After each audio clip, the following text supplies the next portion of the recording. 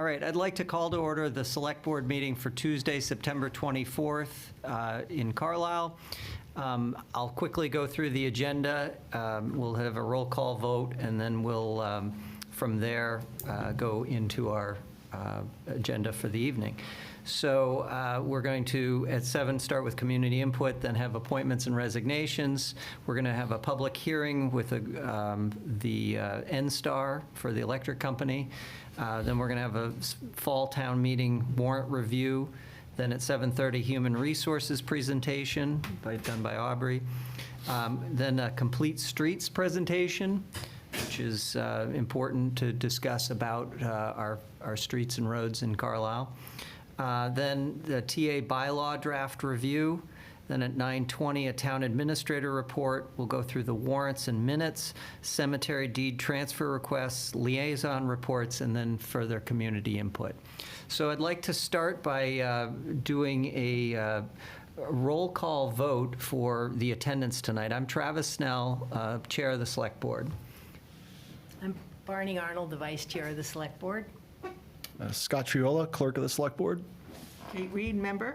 Okay, and we have one member. He's here. I saw him out in the He's here. lobby. Okay, well, he's not here at the moment, but Right. David Modell, and I'm sure he'll be coming in Just shortly. using the facilities before. Okay, great. Well, why don't we start? We generally start with community input. This is the opportunity that anyone in the community may make a comment on any topic, preferably ones that we're discussing tonight, but you're welcome to talk about anything. We have a policy here where we'll have one person speak at a time, and we have a 2-minute timing of the comment session. We do that in order to kind of allow people to have enough time to comment if there are multiple people commenting, and we want to move through our agenda.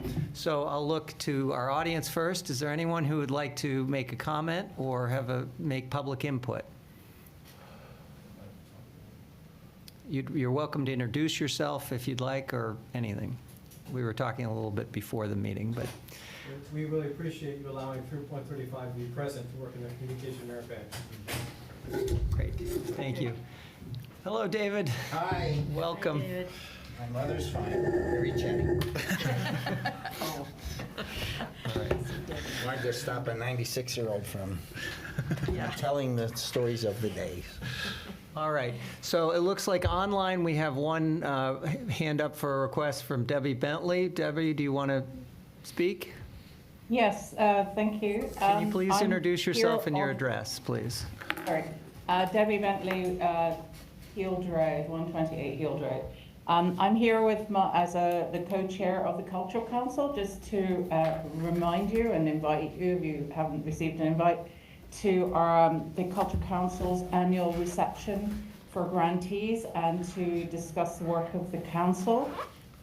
It's tomorrow at Centre Park from 4 to 5, and we will have music and refreshments as well as a few speakers. So please, it's going to be a nice fall day apparently. So wear your hats and your jackets and come along and hear about what we're up to. Wonderful. That's it. Thank you very much. Thank you very much, Debbie, and congratulations, by the way. Thank you. And there's usually some good music there when Yes. they usually bring something with them, so, and right. refreshments is a rule, so. Perfect.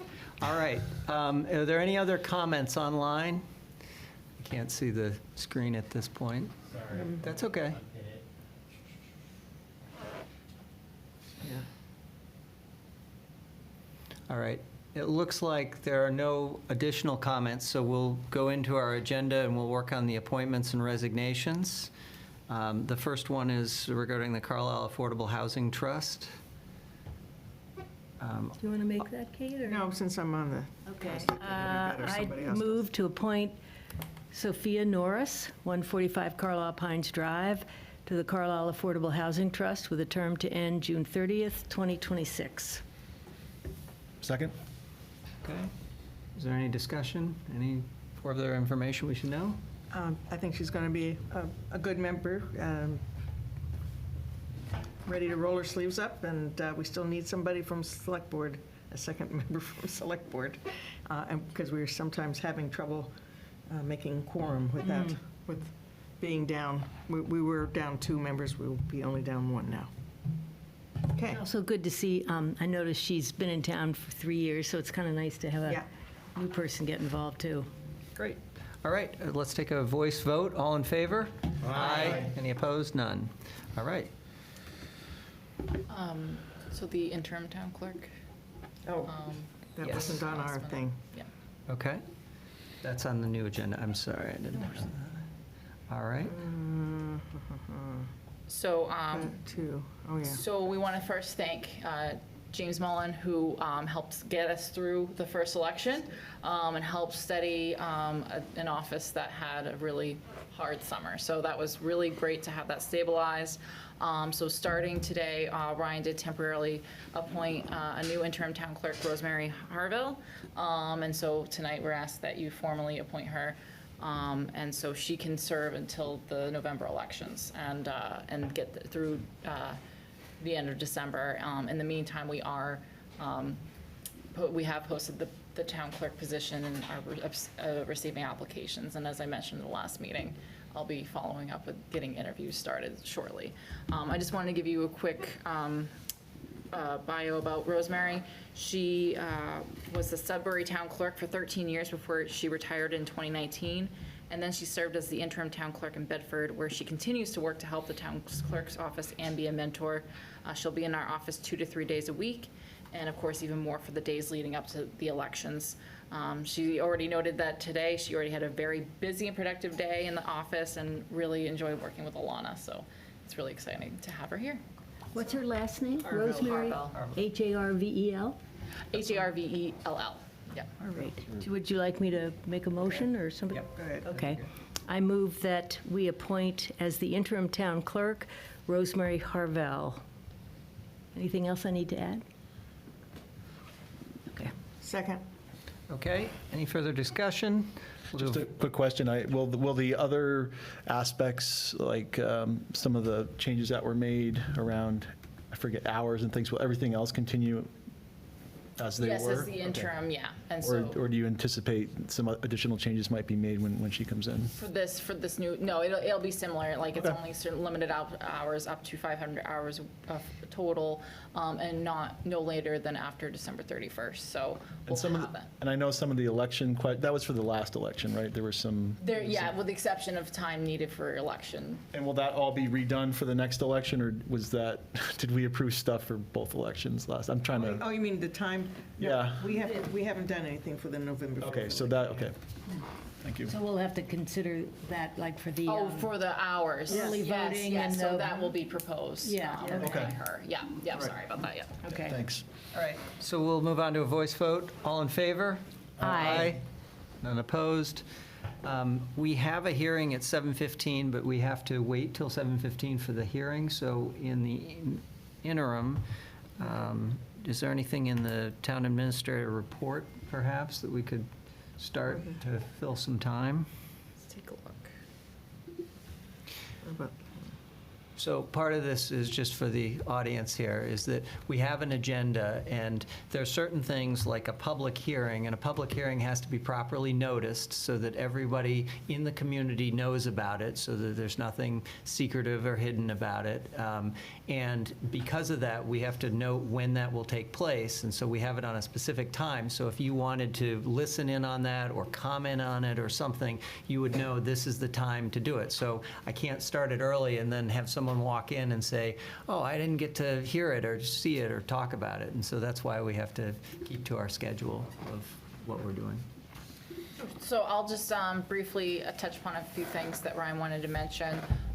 We are now going to update the first floor employee spaces. As you know, the second floor had a lot of movement, so now there's some availability in the town clerk's office. So we've been meeting with COA and the town clerk's office to see how we can best fit employees that makes more sense for the services that they need. So that will be coming down the pipeline by the end of the fall and into the end of the calendar year. Human resources update, I don't have a lot right now. As I mentioned, we're collecting the town clerk applications, and then we are also collecting applications for the facilities technician position, as well as DPW heavy equipment operator, which we want to make sure is ready to go for the snow. So we'll continue with that process. We're also finalizing the internal application process for the social services manager position. So if we get an internal hire, we'll have that person be appointed at the next select board meeting. And then special fall town meeting, we'll be talking about that shortly. This is the status of some of the potential articles, where Ryan is. It looks like most of them are now targeting for the annual town meeting, so that will be discussed more in the next subject. We are really excited. We're having town hall in Center Park on October 2nd. So this will not only just be the town hall employees like myself there to chat away, but also we'll have public safety. It'll have DPW trucks, police cruisers, fire trucks. So it's a great way for people to get together, meet folks in town, and also get to see some cool vehicles in action. So we're really excited about that.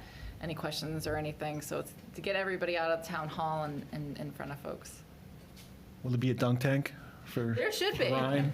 Yeah. Or the, what was the baseball back here, the speed of your throw? Who's volunteering Yeah, for that? Ryan is, he's not here, so we'll. Right, we'll volunteer him.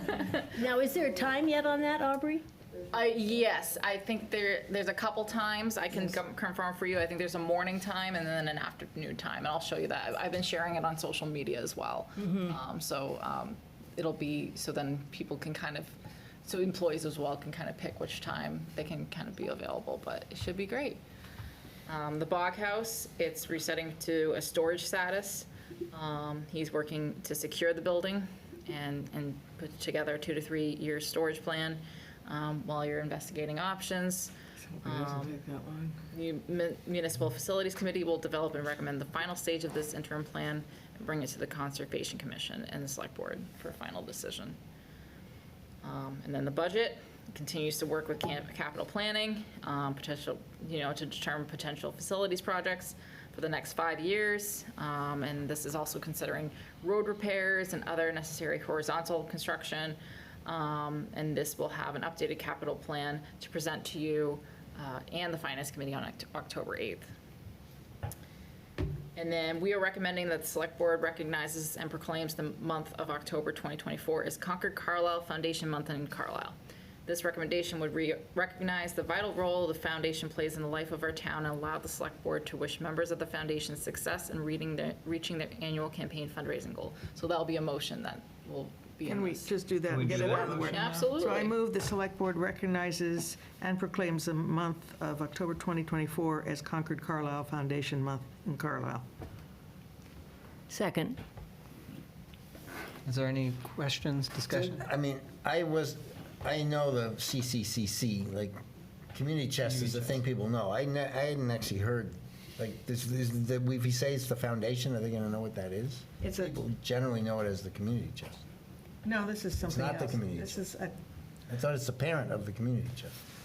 oh, Oh, gee. So I think it should be should, the name people know, which is community chest, in my opinion.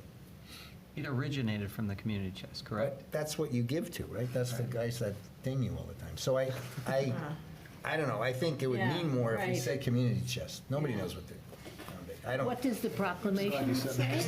it was founded in you know the community 1947 chest, yeah. as the Concord Carlisle Community Chest to provide support for community human service organizations. Right, so maybe So maybe we should parenthetically or change it to. something, we should change Or it. add next to it. Yeah, well, the town formerly of known as, or Carlisle. otherwise known as. Yeah. I just wondered though, if they provided the proclamations, didn't they? Yeah, but I mean, it doesn't mean anything to people who read it, if they don't know what it is. Well, that's the first sentence of it. It says, whereas the Concord Carlisle Foundation was founded in 1947. You know, But whatever. what does it Same say? year as Therefore, ours. we proclaim. Here's your Say under controversy. that part. Let it be known, the Select Board recognizes and proclaims the month of October 2024 as Concord Carlisle Foundation Month in Carlisle to recognize the vital role the foundation plays in the life of our town and to wish members of the foundation success in reaching their annual campaign fundraising goal.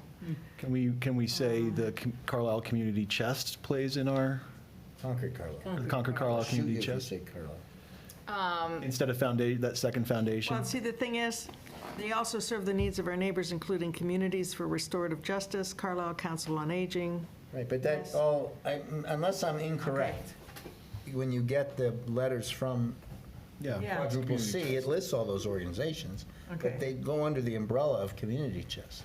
I've just never heard of it, Wonder if they're trying to change something, though. yeah. Somebody Legally. did make a note, that the organization has changed its name, that they believe, so I'm not sure. Okay, Did they change its name to foundation? I guess so. Okay. Yeah, it's now being called Concord Carlisle Foundation. Okay, referred but to. there's no, so would they be upset if we, it's our proclamation, rebranding. right? So we could say what we want, but would they be upset if we parenthetically referred to their former name so people know? Well, they're probably working on trying to get Well, identification, Again, it says recognition. right at the front, the first sentence says it was founded as the Community Okay, Chest. All right, fair enough. I withdraw I my. think that if this makes it in the mosquito, is going to be, enough to Yeah. spur everyone's knowledge of. I'm just trying to help them. Yeah, yeah. Hey, example number one, Right. right? Okay, that's fine. For those, Satisfied. okay, so we had a motion, we had a second. We've had discussion. We've had discussion. Anything, we're just going to leave it as it is. And, all right, all in favor? Aye. None opposed. All right. Change it to the Carlisle Concord. All right, it is, Carla. it's 7:15, so why don't we have our public hearing? Do we have to open? Yes. Can someone move to open that, please?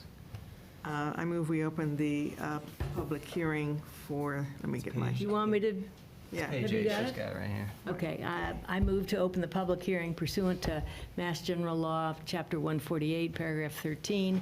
I move to open the public hearing for the grant of location petition submitted by N-Star Electric Company, doing business as Eversource Energy, to install plus or minus 5 feet of electrical conduit in West Street.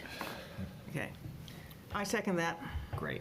Okay, so now the Do we have anybody? hearings, do we have any representative? I thought at one point we were going to have a representative. Hi, it's Jackie Oh, Duffy that from is- Eversource. Wonderful. Can you please just introduce yourself again? And we'd love to have you just give a quick presentation on this. I'm Jackie Duffy from Eversource. How are you tonight? Great, Hi, thank you. good.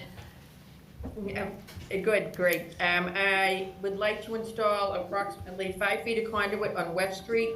We're looking for a grander location, and this is to provide electric service to 433 West Street. Okay. I've asked this before. This is any of this 5 feet in pavement on the road, or is it all in the shoulder in the right-of-way?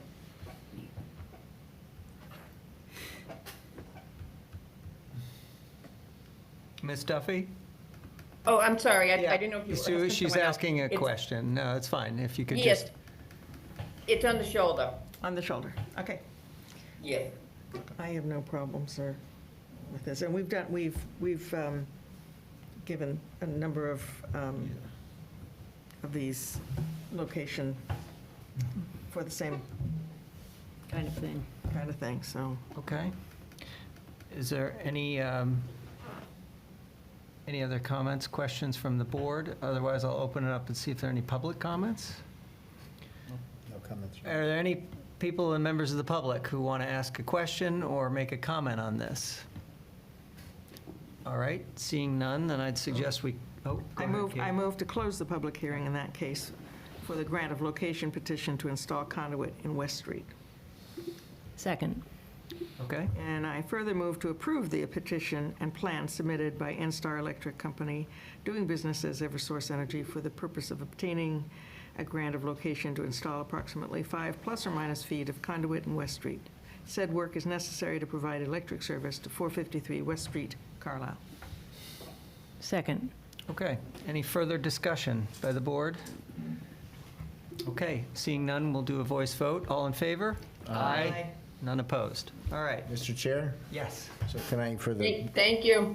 Thank you. You're welcome. so for the benefits of the scouts, as you mentioned, the hearing had to occur at a specific time, and this seemed pretty dry because they want to put 5 feet of cable in a location and it seems benign. But there are times where somebody wants to do something, like build something on the end of their house or erect something, and the neighbors might not like that.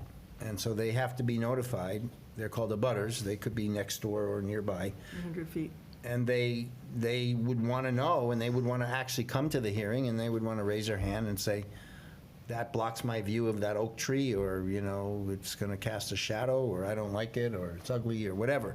And, you know, this is a public body. We work for the town. We don't work for ourselves. So we listen to all the inputs, and if we think, or not just we, there are other boards, similar thing happens, and they may decide to hold on, or check with council, or send them back to revise the plans. I mean, that's how, in our opinion, at least good government works, that the people have a voice.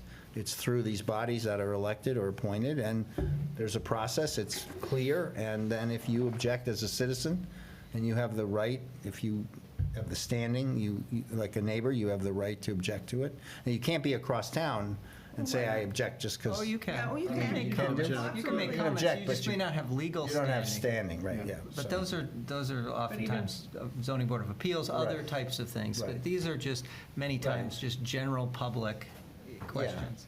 And just quickly, for those online, if you can't tell, we have Troop 135 here from the Carlisle Boy Scouts, and they're participating, working on a merit badge for this, a communications merit badge. So that's why we're talking about this. Thank you. Everybody Good can too, learn. just Yeah. Yeah, oh, it's great. Do you have any, if you have questions, just raise your hand. You don't have to sit there, it's not that formal, really. Right, that's true. Okay. All right, so we'll move on to talk about the special fall town meeting. Oh, let's. All right, well, David, why don't you, Well, you want to go back to before we the do this- PA report, just to report? look at that Want to just finish list? that? Sure. Yes. No, not finished. I would just think that one section where he's listed About the listed TA. the items that yeah. we've all said could wait till spring, but might be good to review. Yeah, sure. Hold on. Let me. Yeah. And before we close the warrant, it'd be nice. Right. should talk about it? Yeah. Yeah. All right. Where is it? And for your benefit, our town administrator is Ryan McLean. Ryan is, this week, he's taking a couple days doing a professional development, so he's working, he's at a conference, learning new skills.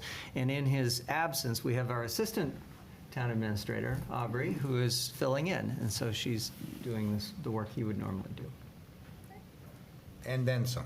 And then some, exactly. Right. Okay, so we have it. So, yeah, we can, you want to, Aubrey, you mind just walking us through, or? Sure. So we're going to target the town administrator bylaw that, you know, is now looking to target for the annual town meeting. Yeah. Do you want me to just go through each? Yeah, well, the accessory dwelling, yeah. Yeah. And what the status of each? Yeah, so it looks like the planning board's targeting for the annual town meeting for that as well. And then the tailings, I don't know too much, but it looks like it's just not at a point to have that for the special. Well, we think it's maybe a minor enough issue. Yeah, it's not worth having a whole It's not meeting. worth having a whole Absolutely. meeting for that. And then changing the general bylaws for the Veterans and Celebrations Committee language, we just need more time to get that. And then the conservation restrictions transfer, more information, I believe is needed for that. So, yeah, so that's a part of it too, is that none of them are large enough to need an entire fall town meeting by themselves, right? So Right. that's Yeah. part of it. Fall town meeting would involve a lot of preparation, it's a lot of expense as well for the town of Carlisle, but it does give everyone in Carlisle an opportunity to come and vote on specific things, that the way we govern our town. So it's a really worthwhile to see. If you have the chance, you should actually come to the Springtown meeting. I just think you'd find. You guys it all know interesting. about town meeting? You're all aware of that? Anybody ever been to a town meeting? Ask Barney. No, adults don't count. So, Barney, I have a question for you for the communities. CPC? Yeah. And that is, I know that there was one grant that was asked for an extension till December, thinking that they were going to have town meeting in November. I'm not sure they're going to make it, and so May have to come back for another I'm just- extension. Yeah, but, and of course, it'll be beyond the extension that they already asked for, Right. just so you know that. And I guess the question is, for you, have there been any other applications or people that were looking to do grants for CPC? Nobody submitted anything official, but when we had the meeting with various boards and committees, and asked for input about CPC funding and potential projects, there were, the Recreation Commission brought up possibly doing some kind of a, requesting money to figure out the Dimond Park and the field and the idea of a splash pad, some help trying to sort that out. And then the Conservation Commission had also raised a question about the Greeno Pond, not Greeno Pond, sorry, Cranberry Bog, the other dam that is not yet been repaired. But that dam, we need to wait until we get the results of the hydrologic study, so we know better what should be done to that dam. Yeah, so they both, and the Recreation Commission was fine to wait until the spring as well. So if it's Yeah. only that one This is, grant. we're talking about the Community Preservation Act Committee, which is a group in Carlisle that is elected by the Select Board, or appointed, I guess, by the Select Board is the right way to say it. And there's a state program called the Community Preservation Act where part of our property taxes, a percentage of those, 2%, goes into a fund, and then the state matches it. It can be anything from, 80% match, which used to happen in the early days of the program, to as low as this last year, it was 17%. And anyway, all that money is available for making community improvements around recreation, housing, open space, and the fourth one. Historic. Historic, thank you, historic preservation. So at this point, I'd like to move to close the special town meeting warrant, or ask for a motion, but just to explain what that means. So anyone can get enough signatures and have a warrant put on, or an article put on the town meeting. So if you wanted to change something in Carlisle, if you said, I really want to see a bylaw change, or I want to see something happen, or the town spend money on something, you could get enough signatures, and then you could present this during this period for the town warrant. The town warrant then, once it's closed, we don't allow any more people after that time period to put things before the town. Or it actually comes before the select board, and then we decide about the warrant, about the town meeting, what to put on the town meeting from there. But that's a process. But right now, what I'm suggesting is, because there's not, well, we're going to close it anyway. Today was the day we said was going to be the last day of the warrant. So I'd just ask for a motion, and then we'll go into the next. I move to close the special town meeting warrant. Second? Okay, no more, any discussion? Okay, all in favor? Aye. None opposed. All right, so now the next step is we have to decide, do we want to hold a fall town meeting? We initially thought we had a number of articles and items that could come before us for the fall town meeting. Typically, the town of Carlisle, we've tried to reserve the fall town meeting for things that are less budgetary and more changes maybe in zoning bylaws, or in I don't know, just changes in our operating procedures of the town. And we had a number of things come forward, but some of them didn't get fully developed, and others were relatively minor. We talked about tailings, which has something to do with our accounting and how we account. If we give you a check and you don't cash it, that's a tailing. That's right. And we have to chase you down to say, cash your check. Right.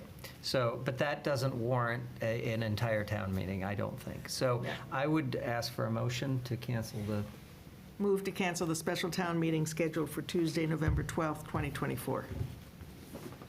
Second? okay, is there any further discussion? I think it's the right decision, for Yep. sure. Yeah. Okay. I just also want to say that we did have a governance committee, and they're the ones that have recommended that we do have 2 town meetings a year. We have had two town meetings on some occasions, but in this case, we just weren't able to gather enough things to make a second town Yeah. meeting. And that doesn't mean that next year we won't Yeah, try to but- plan right. forward for it. I'm not sure they said have to, they said you should No, they- prepare, you should allow for two. Right. And you should, and as Travis just said, let's see what we might have. In theory, it's a good opportunity, as you said, to clear non-financial things, give them their own space, and if it was a significant event, it would have a little more breathing room in that. And secondly, there are some things that may not be able to wait a year, so you have the opportunity to have a half-year gap. So I think their recommendation was fine, but you shouldn't have a meeting just to have a meeting. Just to have a Right. meeting, right. And so that's what what I was trying to. Okay, so we have a motion and we have a second. I'll do a roll call, or I mean, a voice vote. All in favor of canceling the special town meeting? Aye. None opposed. All right, so we're not going to have a fall town meeting. This. Remove it from my. All right, it's 7:30. On our agenda, we're going to do a human resources presentation. I think, Aubrey, you're going to lead that. I am. Great. Hold on one second.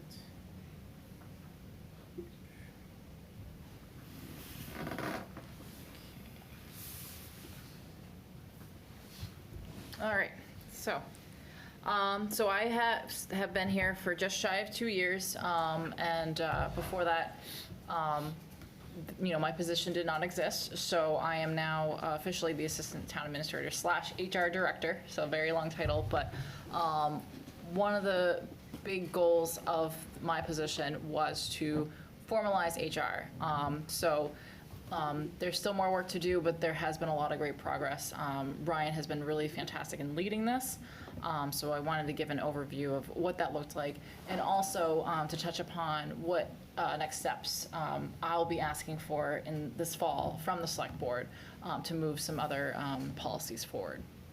So one of the first things that I've been working on is to standardize the office schedule, standardize training, evaluation, step increases, and accruals.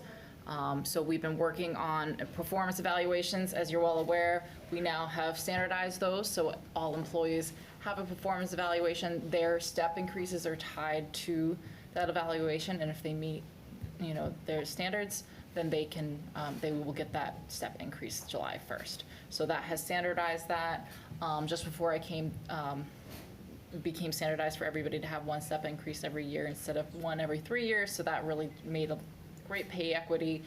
We've been working very hard to make sure any new roles or changing roles fit within the classification plan, and they make sense compared to other roles in town and then similar roles in comparable towns. So it's been a lot of work, but we've really made sure that all fits, and that's really been a huge asset. We have a formal offer letter that we send to everybody, and formal starting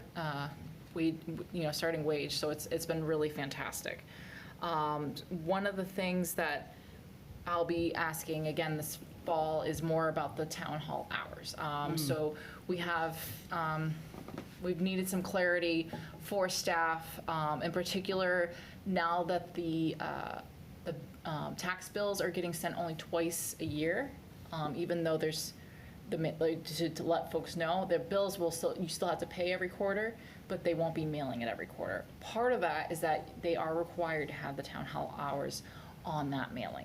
So the treasurer collector is asking for confirmation as soon as she can find out, so that they can make sure that they're complying with the law, but also there's consistency. And she made some valid points that kind of went in, that aligned with some of the memos I've submitted about most towns in the Commonwealth now have one later day.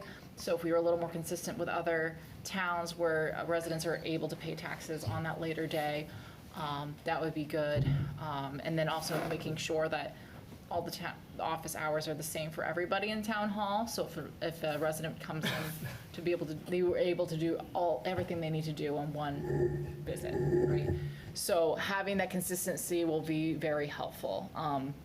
And now that we also have the new security system, making sure that everybody can enter and exit whenever they need to. Of course, exit when they need to, but enter whenever they need to, will also be good. So I think that that will be an ask that, I'll be following up on again this fall, and especially on behalf of the treasurer collector, to make sure that she's able to have the proper hours listed on the mailing for the tax bill. When does she need that?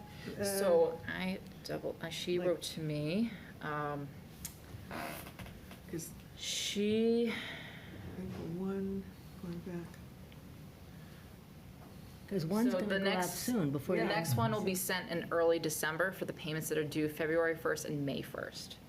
So we would need to know by early December what those hours would be that would go up and through May 1st, So so. we'll have to get that on the Yeah. agenda. Duly noted.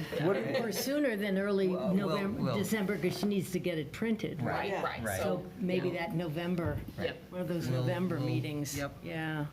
As it relates to the later TA discussion, do we have the authority as a select board to set those hours as needed that could standardize it for all the services that a resident may require? And if not, is the idea is we will make a request to do that to the other departments?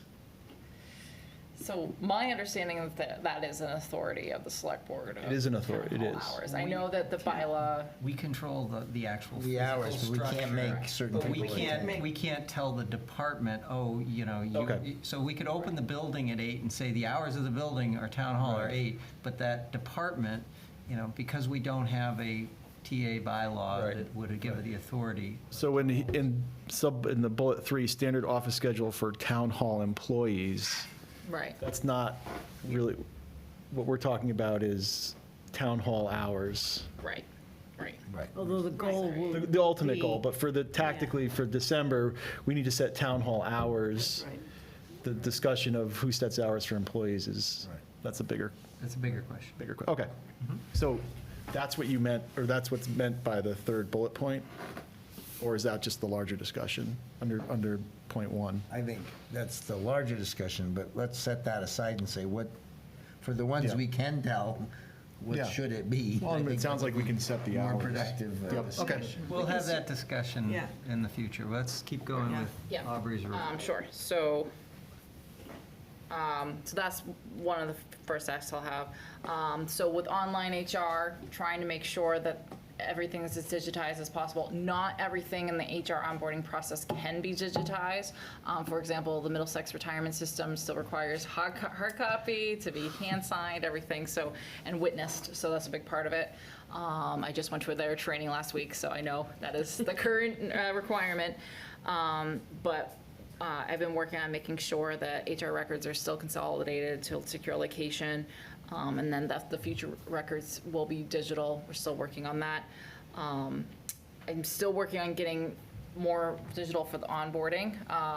More of the other systems are going online, so we're trying to get the health insurance system and everything online, and also making sure that all employees are aware that they can access all of this information through the app and online. We already have integrated Bamboo HR. Kelly, the town accountant, has been a huge asset in making this work. So a lot of the employees, and not on the school side, but in the rest of town hall, are on it. There's some that it just doesn't work with how they're paid. It just doesn't fit into the system. But there's a huge chunk of employees that are now in Bamboo HR, and so that has streamlined so much. You can also, anybody can see who's in and who's out sick and everything, so that's been very, very, very helpful. You request your time off, so time off has now been streamlined and tracked a lot better.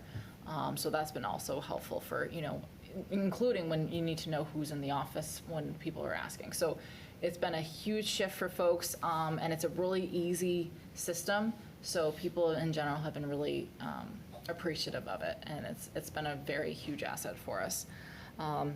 Talked a lot about succession planning. We're still working on that. The next step is to send a survey out to all employees and then follow up with department heads on, making sure that cross-training's happening, that, there's a plan for when folks leave, like, what does that look like? Are we prepared for that, right?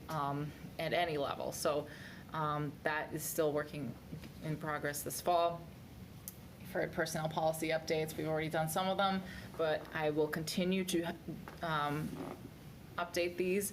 So one of the asks I will be asking is, what do you think the best process will be for these policy updates? There are a lot in the pipeline that I will be proposing. Some are coming from the town accountant, some are coming from the town administrator, some are myself, and so forth. And, you know, how would you like me to present that to you? How involved do you want to be in that process for approving it? Because it will be ultimately you that would be approving a policy update, and the goal is to have a new one as of July 1st of 2025. Approve the, you want, your question, Aubrey, is how much input do we want on the policy? Policies, so. Or the actual plan of? So for and do you want each of the policy that I have, like, presented individually, or do you want to just all in one whole, all the changes at Are you once? talking policies generally or just succession planning policies? No, this is not the. Beyond that, succession oh, you're in the next Personnel, one. Yeah. Just any policy. Yeah, yeah. How big is the, It's big. It's very vast of what we're looking to change. like hundreds of, like dozens? I wouldn't say, not dozens, but I would say a good close to a dozen, if not more. I've been accumulating. Is it part of an employee handbook or is it its own thing? Yes, so it has the policies and procedures that I whole. mean, if I'm an employee, I get it electronically. I Yes, guess. you I get electronically a receive handbook that. of. That's part of I it, have yes. all the policies. The way But we, these are changes, excuse me. What- These are changes in existing policies or additions, or both? It'll be both. Yeah, Okay. yeah. So the one that was already approved that we just need to add to the next one is like veteran, the military leave policy, right? That was already approved, then that just needs to be added. So do you want a process like that where we approve each one and then we have it ready to go and then I have just the whole packet? we had done that previously, like with the tailings that we mentioned earlier. We had a list of Yeah. 5 or 6 policies, and we went through them, and I think you have to have enough to have a critical mass. I don't Yes. think you just have one every meeting. I think that, personally, but I don't know what the Well, board. one possibility is to deputize somebody like Kate or Barney, who I believe both of you were involved in drafting at the beginning, right? To kind of go through them in a not subcommittee's not really right, and it could be open meeting, but just to go through them in detail without tying us up and Right. just give you a recommendation, and then we could do it in the larger. I I think we would- should bless it as a committee. I Yeah, think select I board agree. should bless it. Yeah, Okay. don't need to and having wordsmith been each one. involved with it and kind of resurrecting it, because it was, wasn't Yeah. even really, the last time around, I'd be interested in seeing what the changes are Yeah. I would personally. too. And you're more But- familiar with the baseline, too, so Yeah. you would know. Yeah. But maybe the whole board wants to take a look Yeah, at it? I would be more inclined. I know we are talking about a TA bylaw, but in the TA bylaw, we're still retaining authority over our policies, because Yes. that's how we run the town, or how we're running employees. And I think that's worthwhile for us all to just see. I know it takes time, and Well, no, but it's what I'm proposing is a two-step where some body and fender work is done by a couple people who take the time to dig in. That's what worked pretty well, as I mentioned in the past, at the school board level, at both school boards that I've been on, region and the local one. It worked pretty well. Like, if you have the time and the interest, you kind of dig down, you spend time with Aubrey, you maybe make some changes. We are cumbersome as an editorial body, partly because of the OML rules. Like, we can't do it in between meetings because it's, collective, what do you call it, deliberation. So it's inefficient. It's not like at work where you circulate drafts, people get comments, and then you're done, right? We have to do it in like this public session. So it does, in my opinion, I agree with you, Travis, we should absolutely have the final review at the select board level. And if other people have comments, they certainly can make them. But if a lot of vetting has been done by a couple of other people, it just saves time. We have a lot to do, so that's my. No, I mean, I think I think it's a little bit of a semantics where Yeah. Kate would be involved in kind of the creation of the final draft, and then we would review something that's at least been reviewed by one of us. That's fine, I And we just can want to, put side comments about, this is a change, that's a change, maybe even Yeah, a few. just a change, You know, yeah. So So that we you can know. review it knowing it's at least gone through one set of eyes and then, yeah. that's fine, I just don't, I think we need to, or at least if, we'll schedule it in maybe two meetings, so Oh, you get yeah. a chance to read this. Sure, yeah, yeah, Everyone on the select Yeah, board yeah. reads it, goes through, if you have comments about the policies, Yeah, you can propose your comments, and then they'll go back and do one turn of it. As Yeah. long as we have Yeah. a process, but I don't think it's a problem starting it and And it- having, can you do that with open meeting law, have one? She can ask Yeah, anybody I to can help ask her. anybody to help me with the draft. So for this, for you guys, OML, open meeting law, we're only allowed to discuss things, even discuss them, in a public meeting that's posted. So we can't just get together informally and do work together. If we want to discuss anything, we have to post it publicly so people can see it at least 2 business days ahead of time. So it makes there's reasons for doing that, so everything is open and transparent, but obviously for things like this, where you just say, well, why can't you just do it offline? Because we can't. It's open meeting law, so that's what we're talking about. And just a quick question, have you involved anybody from council's office in this? Because I know in the past, we had Donna Brewer look over sort of final versions. Absolutely, yeah, they'll be part of that process as well. Okay. Yeah, so what I've been doing since I've started is accumulating the different policy changes, either that have already been approved or we are looking to change, so that we can just have one updated edition, since the last one was August 2021, so then it can be July Good. 2025, so it's not updating too much. Yeah. Yeah. Boy, it was that long ago. I Feels like it know, was just I yesterday. know. It was- I thought 2021 It takes them was that just long to last year. finish, and then by the time you're done, it's time to start again. Yeah. So does that give you enough guidance, Yes, Aubrey? yes, thank you. Okay. So I can work with one or two folks to help me with that, and a lot of staff members will be helping as well. And again, your goal is to get them all done by July? Is that Yeah, in but terms of between even now in and then? advance of that, so then you have Okay. time to Really review June, it. right? Approved. Yeah, approved by June, Yeah. so then the official version can be, in the summer. July So, 1, but have yeah. that presented to you in advance in the spring at the latest, and so if there's any changes or requests or anything, we can look into that. And then benefits research. So part of that has also been, in the fall, I reinstated the Insurance Advisory Committee. And so they were very helpful in looking and reviewing what our current benefits are. And so we've opened that window. So we've let Maya know that we are annually going to be revisiting, our benefits and what options we may have. And it might be options within their own options, or it could be elsewhere. And then also just beyond just health insurance, what options we have for benefits. So the goal is to have this Insurance Advisory Committee be a continuous committee, and to be reviewing it and then providing recommendations to the select board every February. Who's on the committee? So it's determined by law, certain staff members, and that's a certain criteria of who's Are there on any- there. I was on it for the select board the Yeah. last time. Yeah. And the chair of the FinCom was on it. And then, a representative James from each McCatchy. union, Well, it so. wasn't him. Oh, then, it was Lynn? Lynn was on it. Yes. And she was actually great, because she knew a Yes, So is lot that what about you're gonna change the Insurance. makeup, or is there rotation? It's generally guided by law, so I try not to deviate too much, but, a representative Well, I from mean, each union. Lynn's not on FinCom anymore. Right, exactly. Yeah. So it'd be, ahead of the FinCom and everything, so it's really about the position rather than the person, So there so. will be a select board rep.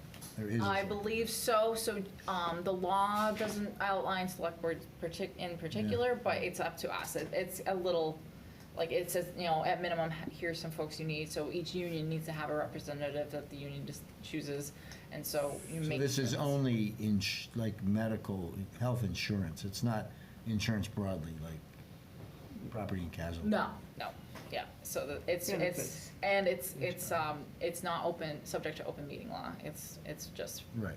for them. So, it's a unique committee, but it's important that, And do you have a benefits consultant? yes, so we have, folks that can, that present and everything, so, Okay. yeah. So this past year, they did not make a recommendation to change anything, but they were looking into what future options there were. They were given a choice, and they opted not, they could have saved actually some money, but there were bigger, there were pros and cons, and the unions decided not to opt for the changes. Yep, we're about out of time on your thing. Is there Okay. anything last? Just quickly, it says HR policy handbook, but it really should be procedure. Just working on consolidating HR processes along with public safety, school, everything. So making sure it's more streamlined with everybody. So that I am continuing to work on that. And then wellness, just taking advantage of Maya that we go through, because there's actually a lot of free options through them, and making sure that any grants that they offer, that we're taking advantage of those. Great. Thank you. Thank you. Very much. a Appreciate lot. the update, yeah. Yeah, and also a lot of great work's been done. I was going to Aubrey. say, I want to Yeah. thank you for all the work, because when Right. Barney and I Tell- were. Tell us about what it was like in the old. The old days. It wasn't going so well. There's no HR, Oh, and nobody boy. even knew what HR Right, was. because it really has to be a staff function, and it's not really a board function, and we were trying to do a staff job, and we weren't doing so hot. I want to commend Aubrey for doing a great job, but also for, especially Kate and Barney, but Kate really led the charge years ago when we were in the wilderness and, took it on. It was hard, because there was not a lot of proactivity going on, so thank you for starting it. All right, we're going to move on to our next agenda item, which is the Complete Streets presentation. I believe we have Representative Matt. Are you here from Niche? Hey everyone, Hi. how's it going? Great, thanks. So, Great. you've got the floor, Matt. What would you like to Great. tell us about? Great. So Ryan asked me to present to the select board a presentation that I'm going to be presenting to the safety committee next week. It's about complete streets and kind of roadway safety, and a little bit on kind of how roadway projects are done, and then kind of an open discussion on kind of the challenges Carlisle has with complete streets types of projects, and also kind of going over the MassDOT Complete Streets funding program and everything that is involved with that. So if you can go to the next slide, please. So as I noted, I'm going to go over some typical roadway projects, some type of safety studies and roadway studies, and then kind of complete streets and what that really means to Carlisle. The graphic on the right is a graphic I always like to show, and it comes from MassDOT, and it just kind of shows the importance of trying to slow down speeds and provide awareness to multimodal accommodations. It really kind of takes into grasp the difference between 20 miles an hour and 40 miles an hour for roadway speeds, with the biggest thing on the top, you can see the risk of pedestrian fatality and serious injury goes from 18% to 77% just in those speed ranges. And then also the cone of vision. So just kind of really trying to explain the importance and benefits of slowing down. So Matt, can you traffic give as us the approach context of the percentages? It's what Yep, over so what? That is the percentage of, if let's say, God forsaken, a pedestrian was hit, the risk or percentage that they would get a fatality or a serious injury if they were hit. If at they were that hit. speed. I see, okay. Oh, well, faster. Yeah, so just trying to bring this really home, when we're talking about safety, we're talking Well, about people's lives, so. It's not the I would odds of say being also, there's the faster you're going, the larger the percentage or the likelihood that you're going to hit somebody, because you don't see them. Well, that's what the graphic, right, Exactly. the cone of vision would suggest that, which I agree. So it's a little bit, I would just suggest that there should be, I don't know, it Well, seems anyway. like it should be more the We have odds some, of. we have some budding young Not- drivers here. Not, I think it's. Not like 77% Word to the gonna watch. wise. right, four Yep, sequels. Parents they say said this is slow a down, MassDOT that's graphic from why. their complete streets guidance, and then just kind of trying just to sell home, that we're here talking about this. And I apologize, I actually completely forgot to introduce myself. I'm Matt Soltis. For those who don't know me, I'm project manager at Niche. Been working with Ryan on a number of projects in town as part of the on-call contract we have with them. Most recently, I kind of led the design and the construction of the West Retreat Culvert replacement, and then also the pavement management program. So various different things that we're working with Ryan on. So if you haven't my name, sorry, I forgot to introduce myself. Thank you. All right. So yeah, next slide, please. So kind of talking about safety a little bit, 10, 15 years ago, the safety approach in the engineering world was always saying, we're going to model all our design based on perfect human behavior. We're going to prevent all types of crashes, regardless of the type of crash or the severity. And that saving lives is a very expensive process. But now this new approach to safety is Vision Zero, where it's really all about policy and looking at the individual road users and knowing that traffic deaths can be preventable. And in our design analysis, we more think about what the humans are actually going to be doing in each mode, and not assume everyone's going to stay in their travel lane all the time, no matter what, and act as like perfect robots. And instead of focusing on just preventing all collisions, it's more of a focus on preventing fatal and severe crashes. So a minor fender bender, I hate to say it, in this type of approach is, more okay than a fatality or severe crash. And we do that kind of like when we go through our crash ratings and giving more weight to fatalities or severe crashes and really looking at those crashes rather than just a fender bender per se. Not saying those aren't important, but really trying to limit the fatalities and severe crashes and types of designs that could lead to those. So just kind of wanted to kind of give that some realm of the background. Next slide, please. So for those of you who don't know, typical roadway process, Ryan kind of asked me to give kind of some background on how we take it from just an idea all the way through construction. So typically we start with some sort of study where we're just trying to outline our goals, demonstrate either a problem or a purpose of the project. From there, we'll take it to the next step where we start looking at a concept design where we'll demonstrate, yeah, this is actually buildable. If it is, these are the challenges of permitting or right-of-way needs or environmental needs that we'll need to do it, and then try to set us up for some sort of funding source, and whether it's capital funds, a grant, federal grant, state grant, various types of projects. That ultimately to the design where we really look at the funding, public engagement, permitting, costs, survey, easements, all those things that go into it, all the really technical aspects. Then it goes out to bid and then ultimately construction. So I just kind of want to give that high level overview in terms of how things are kind of done. Next slide, please. And if there's any questions in between, just please interrupt me. A lot of this is kind of background until we get to the MassDOT Complete Streets part, what I think is what really Ryan wanted me to focus on a little bit.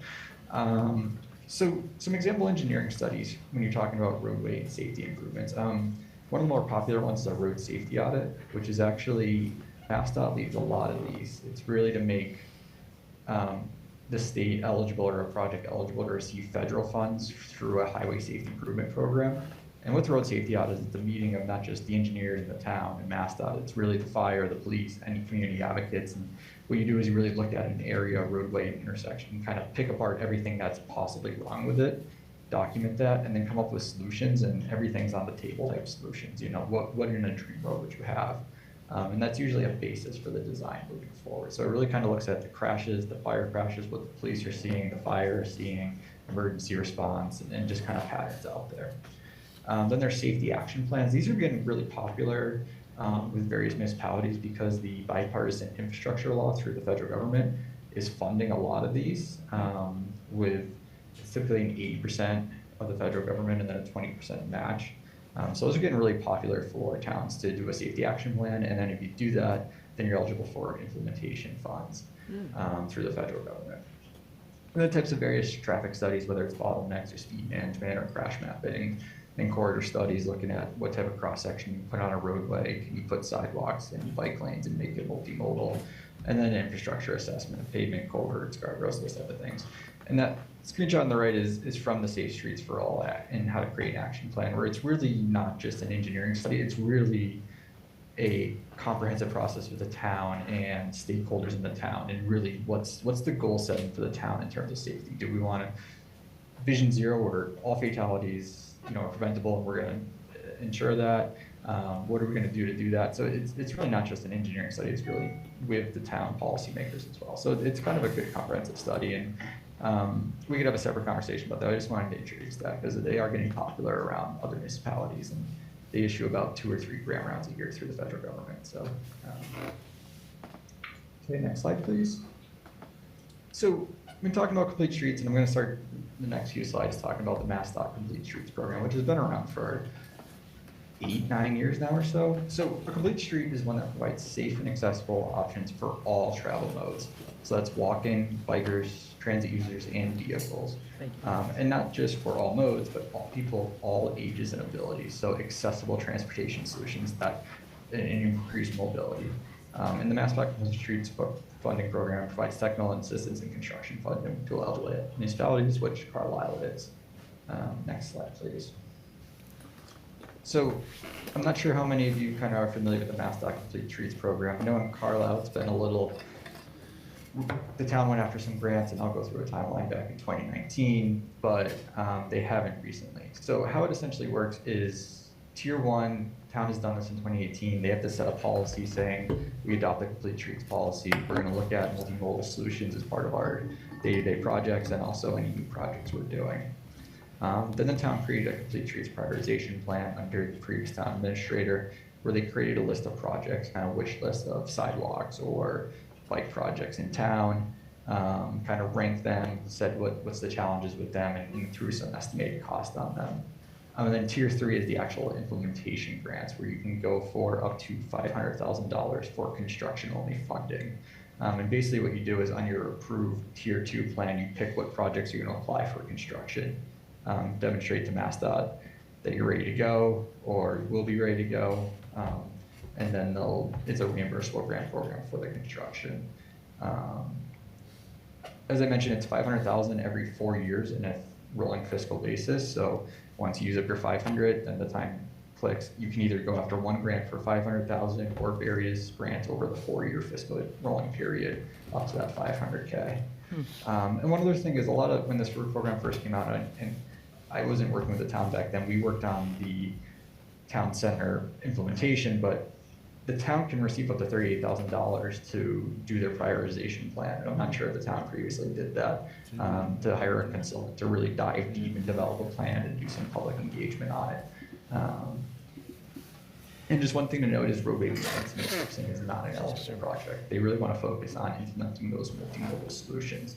What I see a lot of municipalities do is pair their pavement management program with a sidewalk project. So their Chapter 90 is going to fund the paving, and then they're going to supplement the Complete Streets funds to do the sidewalk work and pedestrian improvements per se, or bike improvements and this and that. So kind of using both grant programs or funding programs to, get one project done. Just, Matt, so I understand, the prioritization, what is that? That would be a consultant who would come in, interview people in town, trying to determine what should be the priorities and then present that? What's a typical? More or less, yeah. So either the town could just develop it themselves and submit it to MassDOT, or some towns do hire consultants to kind of look at it, look at the existing infrastructure and demonstrate what kind of projects, from an engineering background, and also interview people in town and come up with the type of projects they see, and then rank them in a non-biased way and say, like, what projects we can get for the most bang for your buck. What project is going to fill a 100-foot sidewalk gap to a library, per se, right? Down a roadway where there's a missing sidewalk gap, those type of things that have limited right of way and are fairly easy to construct, and kind of looks at like 10 different criterias, per se. So the Complete Streets table that we have from the work that was done, I guess, 4 or 5 years ago now. More than that. Yep. If you go to the next slide, actually, it kind of clears up the timeline, which will help me talk about. Well, what I was Yep. going to ask, but before you do that, is that, so was that done the way you're describing, you just described? No. I am not sure, because we were brought on in 2019 to do the design of the Tier 3 projects, which was the town center roundabout yeah, at okay. Bedford and Westford Street and the sidewalk. Okay. So I'm not actually sure how that was Something developed. has got a rank next to it. No, and there wasn't, I don't recall any budget specifically approved for a prioritization plan. Yeah, no. So maybe this was just done by the, I think it was. by Luke and his It was Luke committee. yeah. Yeah, Okay. But they put a priority, Yeah, they somebody, whether it noted- was formal or not, Yeah. there's a rank here, right? yeah, They certainly okay, did not get a consultant to help them. yeah, okay. Okay. Yeah, I will say, I've seen other lists where the towns maybe, put it together, and the Carlisle one that was done in 2018 is pretty comprehensive. Yeah. I'm working with another municipality, they had like 7 Very. projects, and it was just like Very townwide striping, and it was the most vaguest Checks projects have been out done, there. That couldn't, they're putting them in a pigeonhole now to try to get funding, so. But MassDOT does encourage updates to that plan on any basis. It doesn't have to just be one stagnant document. They want you to continually update it and kind of see what projects are So this new was and ready. But adopted before You guys, in 18, you guys were on the board, right? Yeah. And was this Yeah, it was first formally year. voted? You guys, it No, this says, is the first time we've seen this. adopted by as a- Board of Selectmen in 729. You don't believe that? Well, we approved, no, I think that's right, the policy, The policy, not this, complete not streets this policy, list. but not this, the, this list. But it yeah. says prioritization plan, oh, approved by MassDOT. yeah. Yes, approved by Master. So it never came Yes. back to Select Board? That I'm seems not- odd. Yeah. There were a lot of things that we didn't get to see Okay. in the day. So you think, your recollection, it's only you two guys, right? So your recollection is Luke, or they presented a policy which you agreed to, then they went off and did a plan and sent it to MassDOT, and that was that? Yeah, and we don't got think we even had updates a on the policy. Rotary project, but I don't Right, think I we got remember- any So of the these guys with check marks have been done? Well, let's let Let Matt finish Matt up. Yeah. get there. Was involved too. We're jumping the gun. So, Yeah, so you guys have an approved tier 2 4, plan. yeah. Tier 3 in 2019, town submitted 4 projects and only got funding for 3 of them, but if I remember correctly, all 4 were built as part of the town center improvements, which included sidewalks, improving the roundabout there, and some pedestrian crossings, and also teaming up Bedford Road over there. I remember that. And part. East I remember them Street, doing all yeah. that, making it Yeah, big. East Street, yep, over on the far east side, yep. So, but now the town is eligible for up to $500,000 in construction funding since it's been, you know, you guys haven't drawn down that in quite some time. So you're eligible for the full 500K. Oh, good. And as soon as you start drawing down from that, it'll Slow it down then. start clicking the fiscal 4-year clock, right? And it goes, It's, Matt, it's 500 every 4 years? yeah, Yes. Ah, okay. that'll go very fast. So you can either use it all at once or spread it out over a few years per se. Yeah. Just make the Kind of check payable leave to it to the town of balance. Carlisle, and we'll. Well, Yeah, no, you have to have a shovel By May 1st, ready. I think we have to Yeah. plan, and we'll do that as a select board plan to have, you know, All somebody right, have it figured out before, figured that's out the next before then. That's the application next deadline. deadline. Right, we're not gonna make next week. No. No.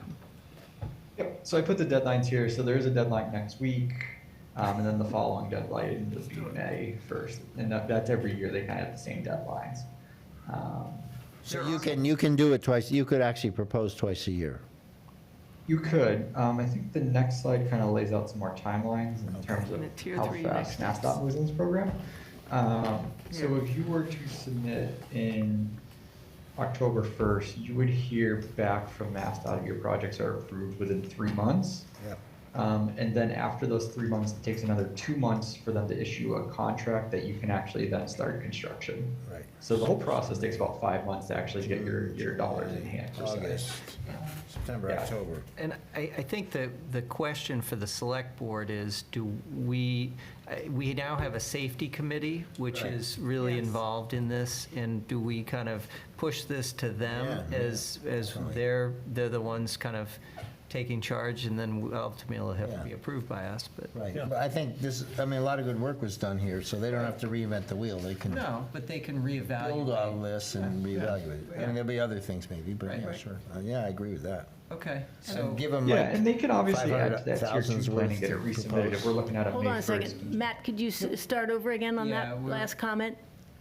Yep, so let's say the safety committee and the select board want to update that tier 2 prioritization list, they can get that into MassDOT and get that approved before the May 1st date. Those dates always, the tier 2 next deadline is April 1st. They always do that intentionally so you can get it in, approved, and then go right immediately, hit that May 1st deadline. So it kind of allows you to do that if, you know, you wanted to go and update a few projects that you wanted to go after for the tier 3 funds. So- But if you're not going to go after a tier 3 grant for a project you're going to put on there immediately, you don't have to go through that time crunch. so Matt, does that mean that things that are already on this approved list, the spreadsheet, that they're tier 2s already because MassDOT approved them as tier 2s? Yep, correct. So any of So those if they're projects. doing you a can go project after. on this list, it'll get fast-tracked. So, okay, it's Yeah. good to know. And Yeah, it's so only you if can go it's a after any new of those on project, the then it list. would be a tier 3, okay. yeah, so I think if it is the consensus of the board, that Ryan had wanted to know if this is the direction we're headed with it, to the safety committee. Yeah.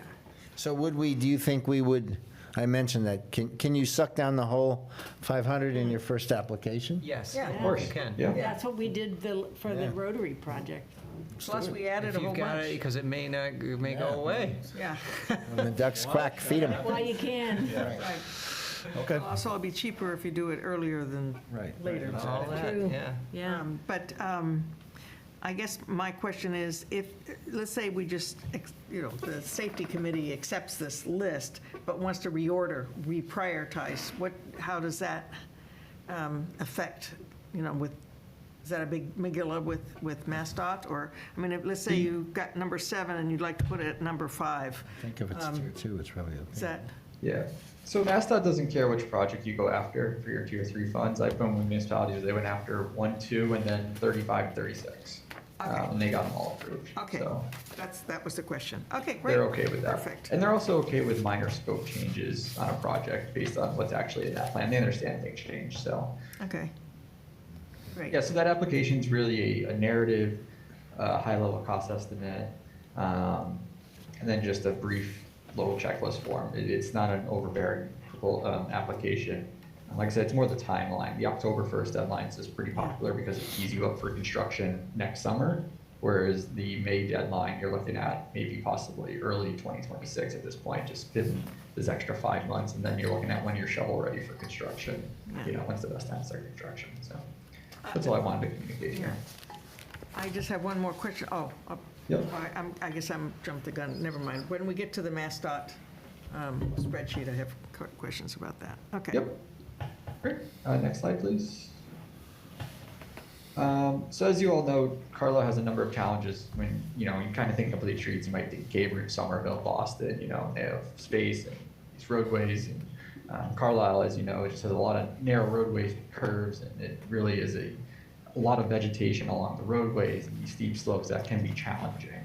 But with that, I don't want you to be discouraged, because we can design solutions that are context sensitive and do improve accessibility and safety in the town and make mobility better for residents and users. The other thing is, Carlisle, after doing the paved management program, we kind of learned you guys have a lot of local roadways and only a handful of arterial roads through the town. And I think those just kind of limit maybe where your project's going to be, because a lot of local roadways, in the eyes of design guidance, bicycles and pedestrians are almost expected to kind of share that road together because the volumes are so low. If you think of like a cul-de-sac type roadway. So just kind of something to consider in being context sensitive to Carlisle and making sure whatever is implemented fits Carlisle's character. You're not going to force painted green bike lanes and bus lanes in Carlisle. It just doesn't make sense. And then just, a lot of environmental resource areas, which, when we think about these projects and there's 500K, that's not a lot of money in construction. You all know that. Mm-hmm. Making sure we're finding projects that aren't going to require massive environmental permitting and aren't going to be relatively easy to construct. I think it's just something that gets ranked into like the prioritization or what projects the town ends up going after. So just wanted to lay that out there. So the next slides was just the approved prioritization plan I just put into the slide, so we all had it here. And this just shows that 1, 2, 3, and 4 are built. 1, 2, and 4 were approved by MassDOT, and then number 3 ended up being funded anyways by the town, since it just made sense we were there anyways. And I know there's been some talk in town about a sidewalk along Concord Street. Actually, more or less where you have the picture with the red house there. Right. Correct. Exactly. Palmer Way. Yep. That's Yeah, it. we took that from our sidewalk. Name that location. Yeah. Yep.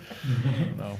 So I know that's been kind of a topic, and I just wanted to say that is on the list. It was a bigger project, but MassDOT's okay, like I said, with minor scope changes. I think that was number 17, or down the list, I put a little mark next to it, but Streets.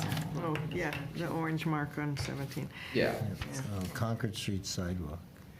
So my question about this spreadsheet is about the kind of $1 million. yellow, on the right-hand side, I don't think so, Lucy. there's 5 columns there. The total estimated project cost, the complete streets funding requested, and other funding. How good are these numbers anymore? If we did this in 18, No, they're 8-year-old numbers, right? and I guess the other question is, who provided those numbers? That's what I was wondering. If we didn't Yeah, I have can't speak on who provided them. I will say that MassDOT's not going to hold you to those numbers. They were kind of used as more programming sense. They know prices of construction have been inflated drastically past COVID. And that's why as part of your tier 3 application, you need to provide actually not just a lump sum cost estimate, but an itemized cost estimate. So how much cubic yards of excavation, how much gravel, how much pavement for sidewalk, curbing. You need to detail all that out in a cost estimate for them, so they can kind of understand, is this cost realistic or not? Okay, all right. Was mostly to ask. Yeah. Okay. Project Are there origin further type. questions here? Just, I'm looking through this, under the project origin and type. So when it says CS needs assessment, C5. complete streets needs assessment, we don't know who did that. That's kind of a blanket term is doing these plans where, saying, hey, I looked at the town and that's kind of our needs for the project or what we think we need for the Okay. town. So yeah, that's not typically not a formal report, Okay. unless And there was the, a formal report, which doesn't sound like this was the case in Carlisle. Okay. And the environmental justice population, that's based on sort of equity of access for different populations? Yeah, we And so don't. that's why it says no Correct. for all the Carlisle That ones? comes from the federal government as part of different census tracts, and they look at okay. minority income, language Yep. barriers. Yep, So communities that are, underprivileged, per se. yeah, okay, Yeah, and there's the safety, ADA accessible, those little Right. X's in that column there, complete street Um, needs. yeah. Okay, Yeah, I mean, the MassDOT funding's kind of, they like projects that are close to schools and senior or town amenities. They do have, they want to know how many feet it is radius to those. They want to provide mobility connections that really are meaningful to a town and everyday Yeah. users. The environmental justice isn't necessarily applicable to Carlisle as much, but they do look at that for other communities. And they are looking at making sure it's not just for a ADA improvement project, but Environmental justice you're improving is true. safety in other ways One too. acre. So that's kind of where those check boxes come in on their spreadsheets. yeah, And this is actually an outdated, right? Their new spreadsheet has much more columns and much more questions. Okay. so in sum, if I'm understanding this correctly, all of these projects that haven't been done yet, they're considered tier 2 by Mass DOT, even though it's 5 years old. Correct. Okay. There is no expiration date on a tier 2 as far as I'm aware. Okay. And so so the safety committee, what we'd be saying to them is, look at all these projects, and we're interested in a recommendation from them about what we should be applying for to make that May deadline. Yeah, or are there other projects, I don't know if we can get them to tier 2 status? No? Not, I don't think this year, I don't think the safety committee would be prepared to get there. Okay. I think, For additional projects, you mean? Yeah.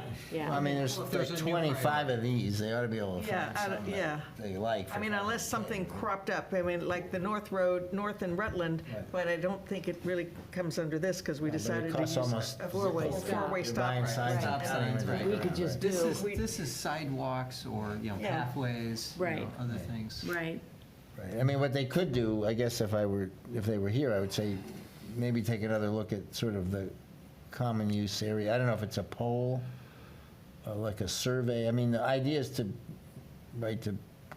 create, to alleviate the narrow roadways for bikers and walkers, right? I mean, that's kind of at the core of it, is let other people use the road in a less dangerous fashion. And we're such a, non-sidewalky town, and that's a real issue with people that want to walk or bike. So I would recommend to them, just without getting too detailed, maybe focus on, are the usage patterns still kind of the same as they were 5 years ago? And there's no reason they can't contact Luke or whoever to, pick their brains, right? Because a lot of these revolve around building sidewalks in certain Right. locations. Right. And that's big money if you're going all the way to Concord. I saw like $1 million, right? So, I mean, if they kind of have a good understanding of where people want to walk, and then pick, I'm sure it's already on this list, like pick those Yeah. It projects. is, Yeah. it's just a question of, Yeah. they've ranked them already, and Yeah. would we do Is those? that still right? Or do we Yeah, change it? exactly. And I think. So I think that's an agenda they could do in a few They're- months, right? okay. Yeah, that's right. And I don't want to, We will offload that to them. Yeah. to figure probably not the I'm noting- forum, but one question I have too is also, it seems like a lot of these projects are overbuilt for Carlisle, and I'm referring to like the Rotary when you pull into town and there's like a sea of crosswalk signs, which I actually find more I think that's distracting. because it's a state. Right, that's what I mean, and I think it's also important for the safety committee to understand what the regulations are going to be in the construction, because I think in some cases, the solution that's implemented to adhere to whatever the requirements are may not fit that particular use case. Because again, I think like the Rotary is a great example where the improvements are good, but we have the sea of like crosswalk signs, which, It's not in keeping with. well, I find it's distracting, actually, you know? And so I think that's just an interest, and I'm assuming that's just prescriptive from the state. Right. Yeah. One thing I'm noticing is that, except for 2 of these items, everything's got an X in the safety. And the 2 items that don't are rebuilding a sidewalk, which is already there. Which column are you looking at? In the blue is First a one. light, X complete means what? space. It is a safety item? Yes, this is safety. There are no X's anywhere in the bicycle mobility column. I'm wondering if we should, if we should Right. direct the safety committee to look for, or prioritize Maybe they these felt like they needs didn't- in any way, or. Yeah, I think, It can't be that none of them are, it's that maybe they didn't have that category when they I did it. think or they can evaluate all Yeah. this. I think Yeah. the task, I think, should be broad, and we'll see what It's they like come just up with. didn't cover it. Okay. If we- It's probably only covered 2 projects at Right, I max, so. know. I know, so they get to. Yeah, right. We do need to move on because we have Ethan waiting. Okay, Um, just, sorry, one quick question, Yeah. which is, and any of these that are going by private property all require the legwork to be done around getting the right of way, right? Yeah. An easement or whatever, because we had to do that when the pathways came by our house, so that's another whole lengthy process, Could be Yeah. so, something for them to consider. yeah. Okay. Yeah, I'll just I'd say, the Mass Complete Trees program, as you said, is really focused on pedestrian and multimodal, and there are other funding programs out there that maybe look at roadway safety as a whole more, and maybe prioritize that. It's more overall roadway safety action plan type study or analysis that kind of looks at, like you said, anything from intersection layouts to stop bar locations to different signage that includes multimodal, so a little more comprehensive, than the narrow window of MassDOT. So, it's not the end all, type of study. It's just formatted for MassDOT's funding requirements for the specific grant. Great.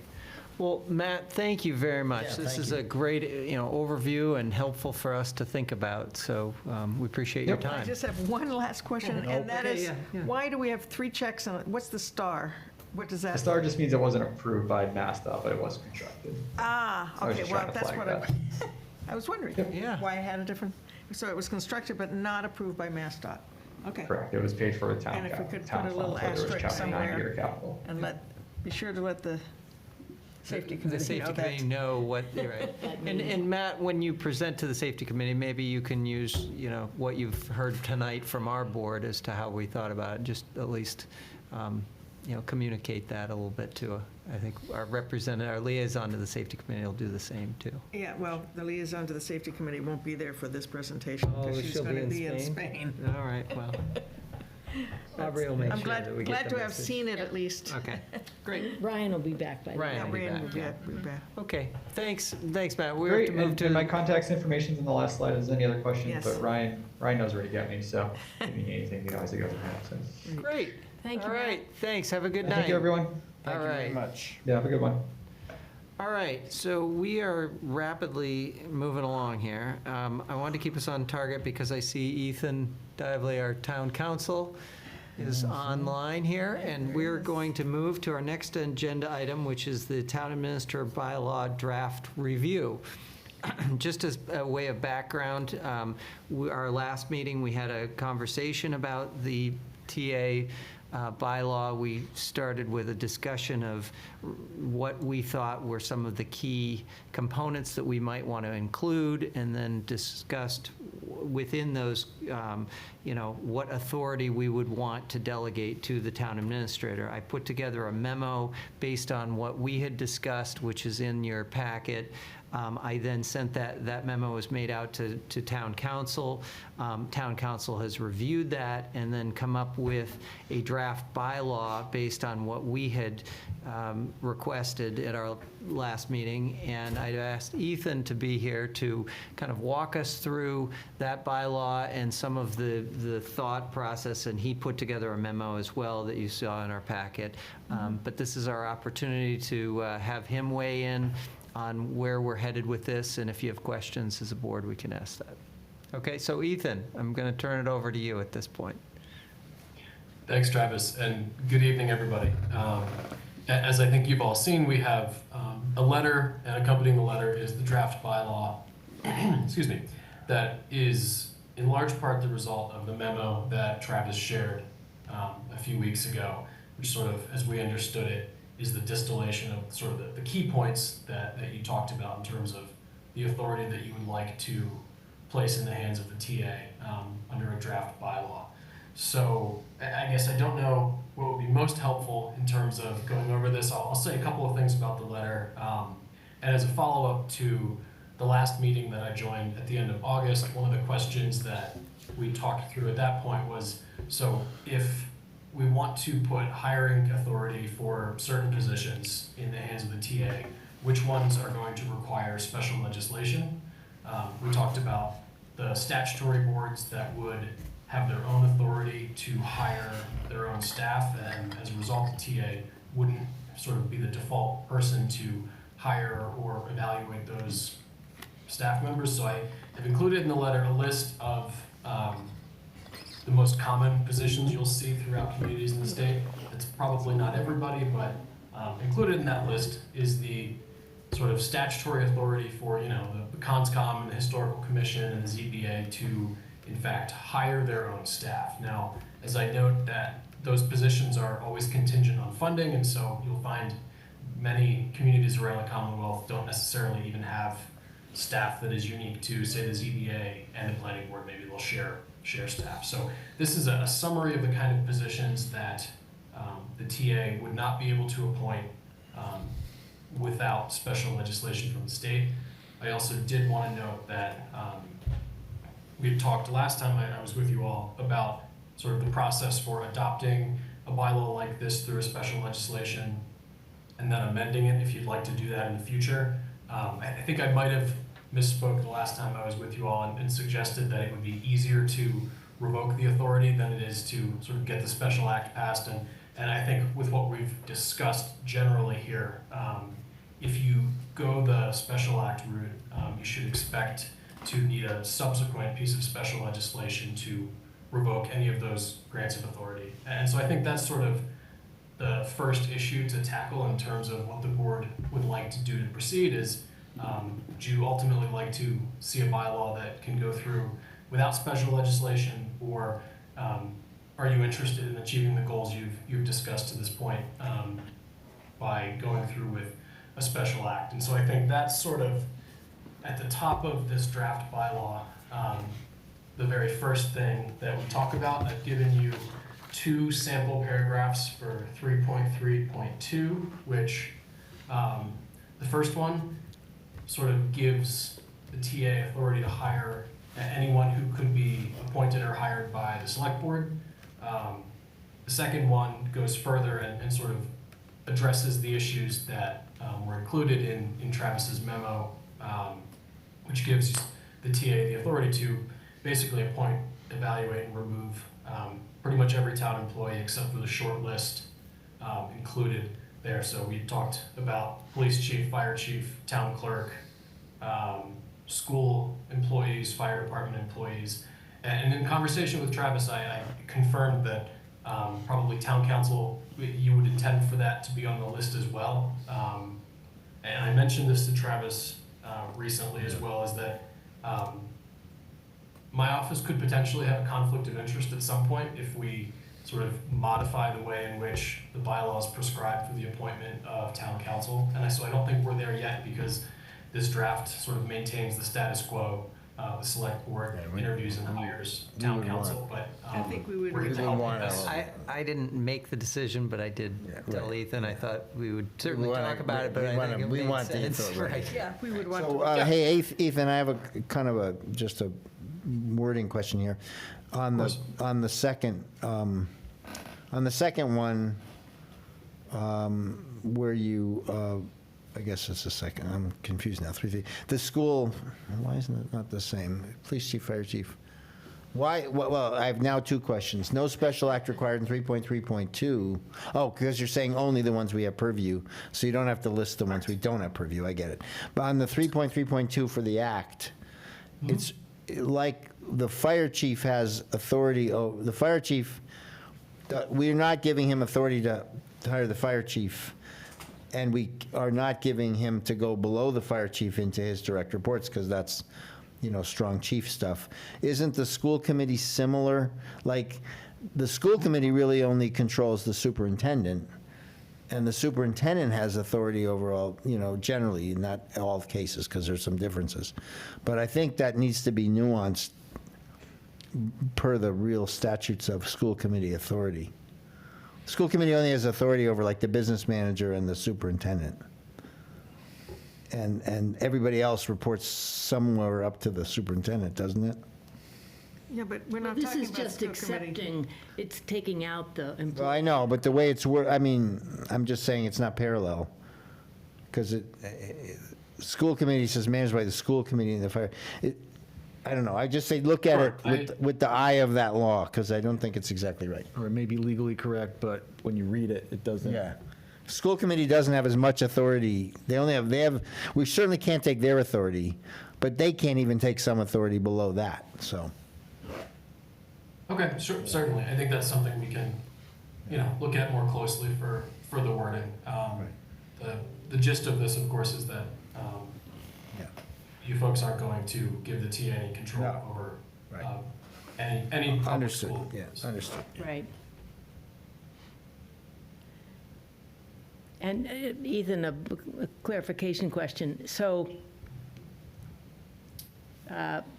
what my understanding from the last time we talked was that we could separate this into 2 courses of action. One would be the bylaw that wouldn't require any special act, that we could move ahead and have town meeting approve, and then follow a different track if we wanted to for some additional authority given to the town administrator that does require a special act. But am I incorrect in thinking that you could do 2 separate tracks? Sure, so certainly we can propose sort of a 2-step process for adopting and then amending the bylaw.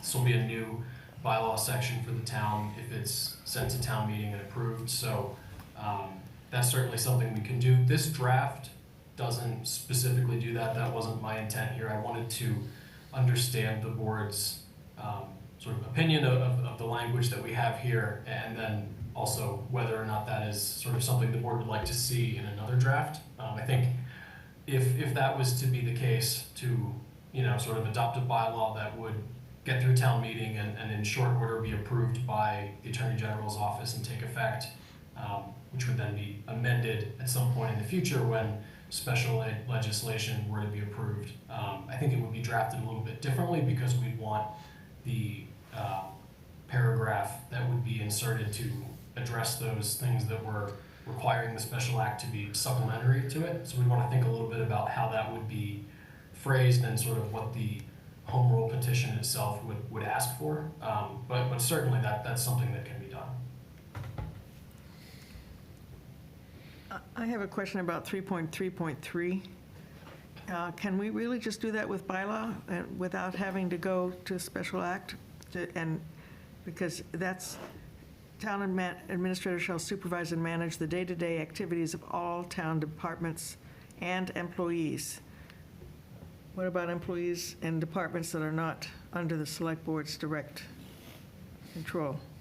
Sure, and that's a good point. So this 3.3.3 and then through to the end is a simplification of some of the language that was included in the original draft that you folks had worked from. And this language, without a special act that sort of gave the TA full control over, management, hiring, removal, and evaluation of the employees of statutory boards, would be lacking teeth, I would say, to some degree, right? So the town administrator, pursuant to your current set of bylaws, administers the town's personnel policies, which do apply to all town employees, and that's true regardless of who is the appointing authority for those employees. I think one of the things that we've discussed before is sort of what happens if one of those employees Isn't following. doesn't want to submit to the process that's dictated in the personnel policies. And so that 3.3.3 would be functional as is, because every employee should be subject to the personnel policies, but ultimately, if some kind of removal or something else was warranted based on employee conduct, that's sort of the 3.3.2 piece of this that does require special legislation, because the employees of statutory boards could only be appointed or removed by their appointing authority. Yeah, and I think, I'll just speak from my personal point of view, that was the whole idea. And we kind of embarked on this, was to make sure that not only did the TA get saddled with the responsibility, but he could also be afforded some authority so he could actually do his job. And I think without the special act, he really doesn't get that. Right.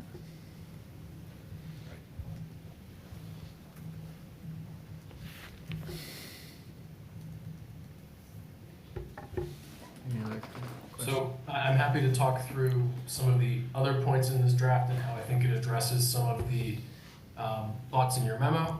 But certainly, if there's any other questions, I'm happy to do this however you folks would like.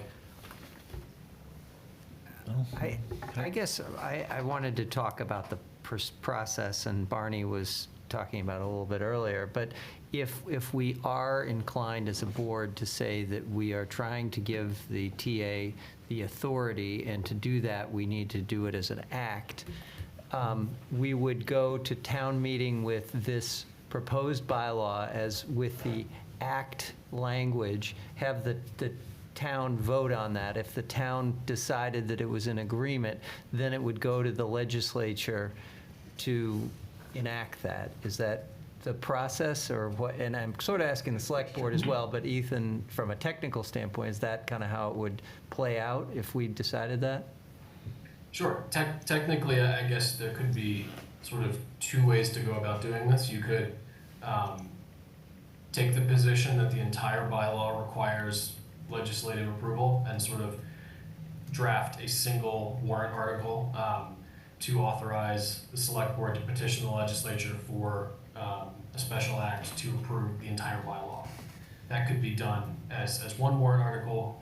Alternatively, you could, I think, do the sort of two-step adoption that we've discussed, where Article 1 would be whether or not to adopt a version of the TA bylaw that would not require special legislation.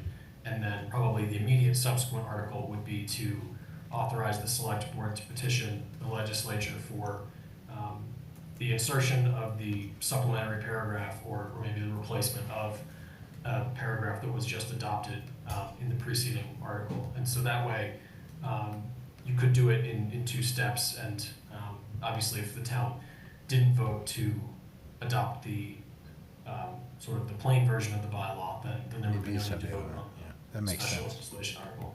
That makes sense to me. So you at least get one under your belt, right? But the one doesn't really have any authority. It doesn't change. No, but I thought we acknowledged that it codifies some things we want to, Right. I mean, we, like the options, I think Ethan said it earlier, like you could do nothing. We like our TA, he works well, he does what we ask, so why fix it? But future boards and future TAs, it may not be so great. So it's nice to have a document that we can refer to, right? Then, and if we are lucky, if the town approves us to go forward to the MGL and the MGL approves it, then great. And if they don't, we at least have, one thing done. So it makes sense to me.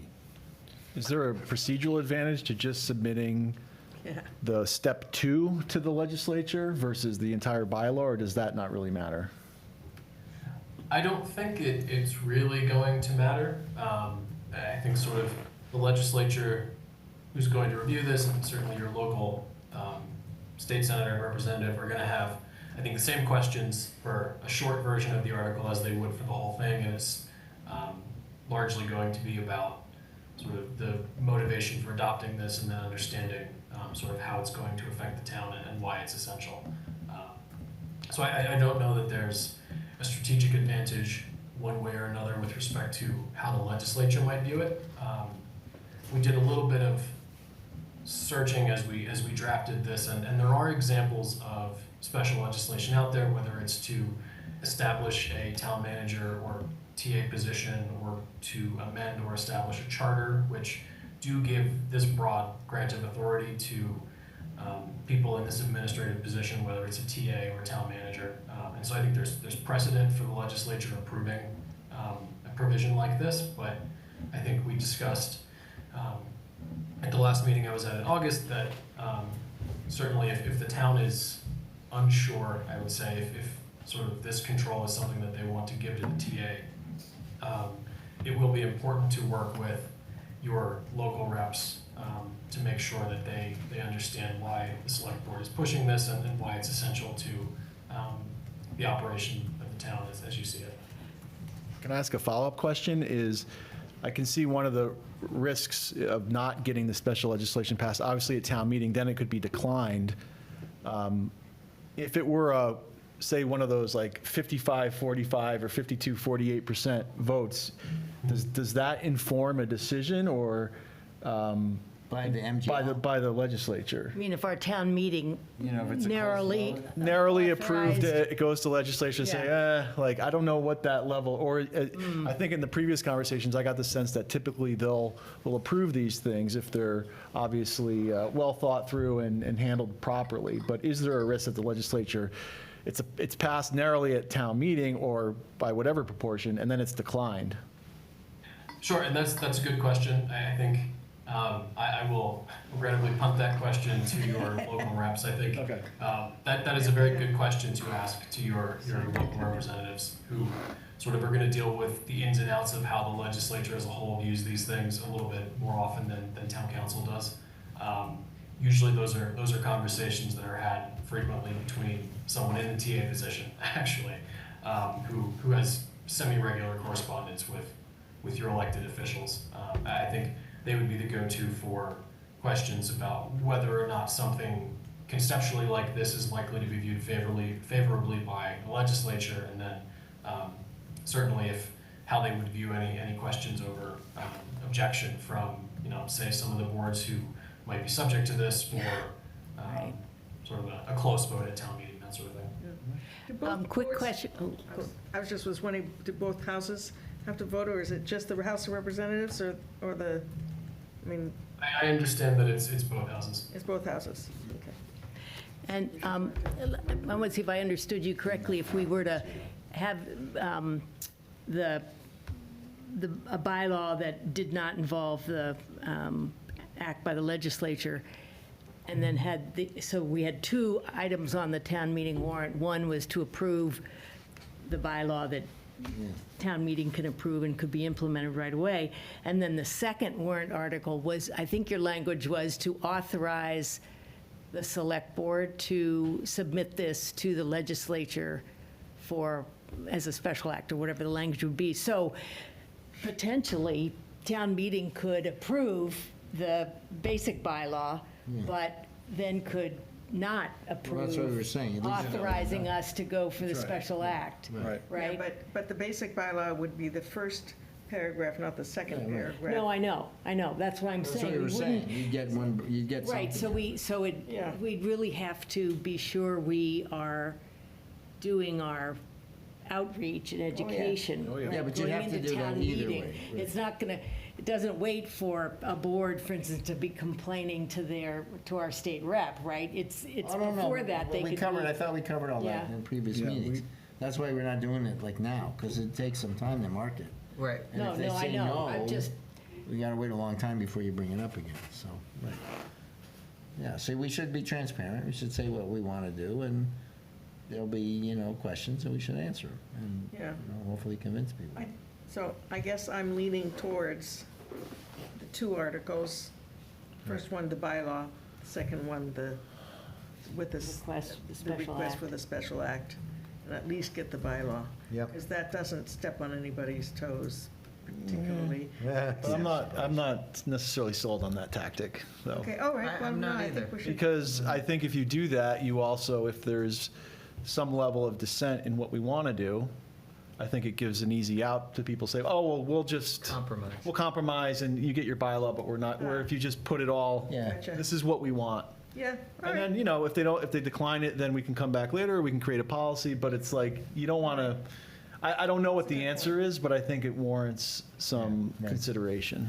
I tend to agree, given our discussion, that I think that's, an approach we might want to take, assuming we do some outreach here and get some buy-in on that, If, and we talked about, once we have at least a concept, right, that we wanted to reach out to the various boards we're Yeah. talking about and see what kind of reaction we're gonna get. well, and that's, and the- Because that could also change things, right, depending on, right? But I'd rather reach out with what we really want, one bylaw, rather than here's a two-step, because I do think that does allow for people to say, oh, well, maybe this is, and as Scott said, we could enact this as a policy. If it doesn't, if we not don't ideal, get but anywhere with it, we There's can. no rush, right. We I can mean, say, yeah. well, we'll codify these things so that a future TA will at least know, but I guess anybody fine. can. But I do think to my earlier question, I do think we need to do some due diligence on being confident that if we go with a special act and if it is approved, that it will be approved, because the other risk is that it is approved, but then it's for some reason by town. declined by the MGL, like by Yeah, the state, and state. that's part of the equation I don't really have a They grasp should, of. Ethan and company should be able to Yeah, research. but I think that's just part of, I would support the former, the two-step, if we thought there was significant risk that the state might decline. Right. Then it might favor that. But I mean, we can reach I don't out know. also. We'll see. Yeah, we could find We it. can reach out to Worth our a congressional, conversation, right, with our Cataldo liaisons, Yeah. Simon and Mike and all those guys. Yeah. They've been around, they know. Does someone want to take the lead on that and do that, or not? I'm happy to reach out to Simon. Because I know you deal with Simon. Yeah, I can talk to Simon, sure. And, I mean, I don't know Mike that well, but I do talk to him too. I could do that, yeah. So Yeah, Mike Barrett and, But there needs to be an entire, as you said, outreach process. We need to get public feedback on this. I mean, we should know the landscape walking into town meeting in terms of. oh, yeah, right. This has to be a very open. We've got to do publicized- board-to-board outreach Yeah. to get, the boards that we know are going to have the questions. The ones that have independently appointed people, they're going to Yep. not Yeah. like it, so we got to have a talk about, But I think that also should be, by the way, in the broader conversation of the personnel policy and, hiring procedures and things like that. Because the other part of this whole thing is to assure ourselves and the town that we're not going to be open to liabilities for poor hiring procedures, and make sure that, Well, and I think it's important that people don't see this as some kind of like power grab. It's really part of a larger effort and a critical piece to ensure all this other work we're doing actually has practical impact. Yeah.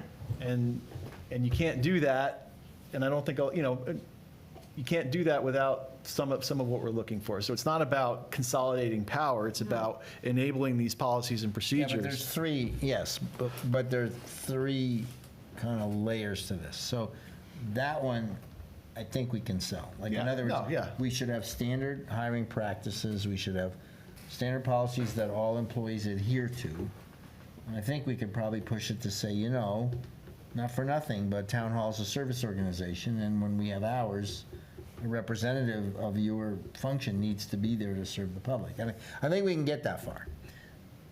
The second layer is gonna be the one that they say, well, gee, okay, fine, but I still pick who I hire. Like, I don't want the TA picking that specialty that I've been elected to manage. That should be our board's decision. And that's gonna be, you know, a discussion. And then the third one, which we counter, is to say, okay, maybe that's true, but you know what, we still have the budget. So if we don't like it, we won't fund it. So can we put, I think, you know, strategically, if you put elements 2 and 3 together, say, look, we have the ultimate veto. If we have to use it, we will. So let's not do that. Let's try to go together. Maybe it's a joint discussion of the picking of the person, and then get an agreement that once they are hired, you know, they fall under the rules. I mean, those are the kind of things I think we have to kind of navigate in the They next have to few be months. managed, and. Well, clearly they have boards to are be not- managed, right. But boards are not No, they're not equipped good at to it. manage Right. staff. Right, so we can pick the first argument only and reserve them the right to. We I would- could, this is revisiting that same issue. We talked about this Oh, I know. last week.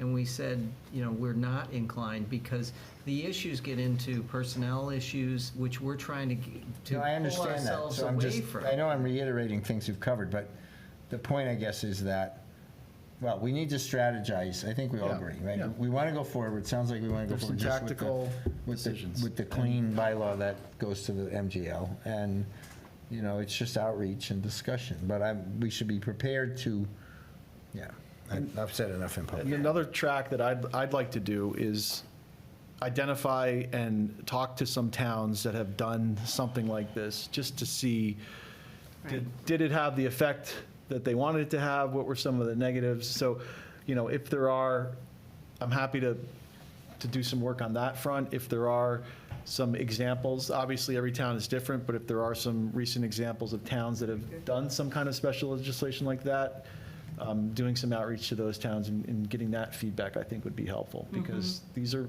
problems that aren't specific to Carlisle. Yep.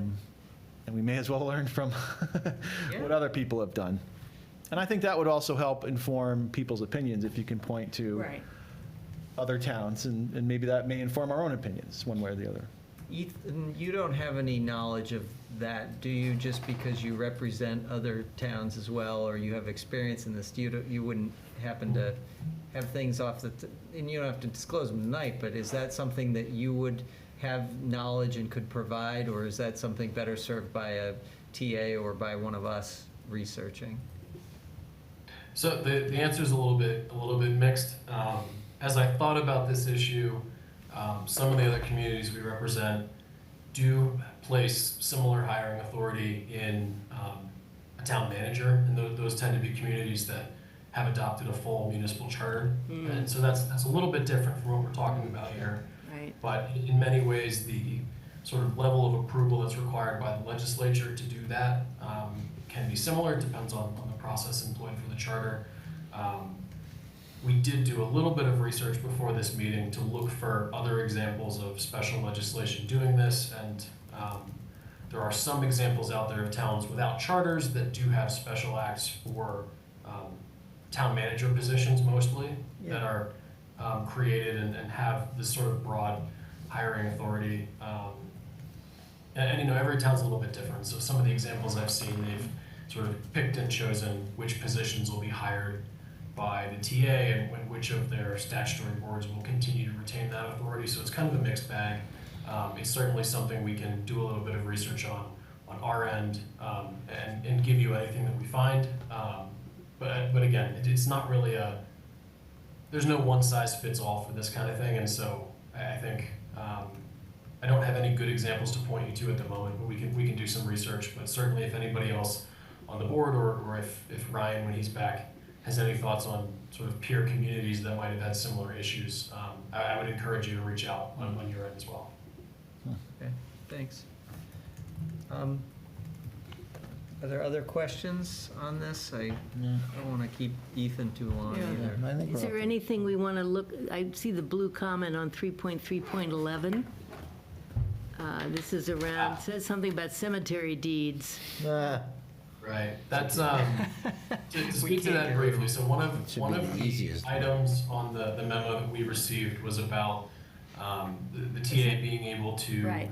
sort of manage the hours of operation and days of operation for town hall, and then also included there was executing cemetery deeds. Right. And I think if you look at 3.311, and then also together with that, let's see, 3.3.3, together, those two, so the authority to supervise and oversee town employees, and then the authority to oversee management of town property, achieves the first goal of giving the TA the ability to decide when town hall is going to be open and sort of what days of the week it'll be open, that sort of thing.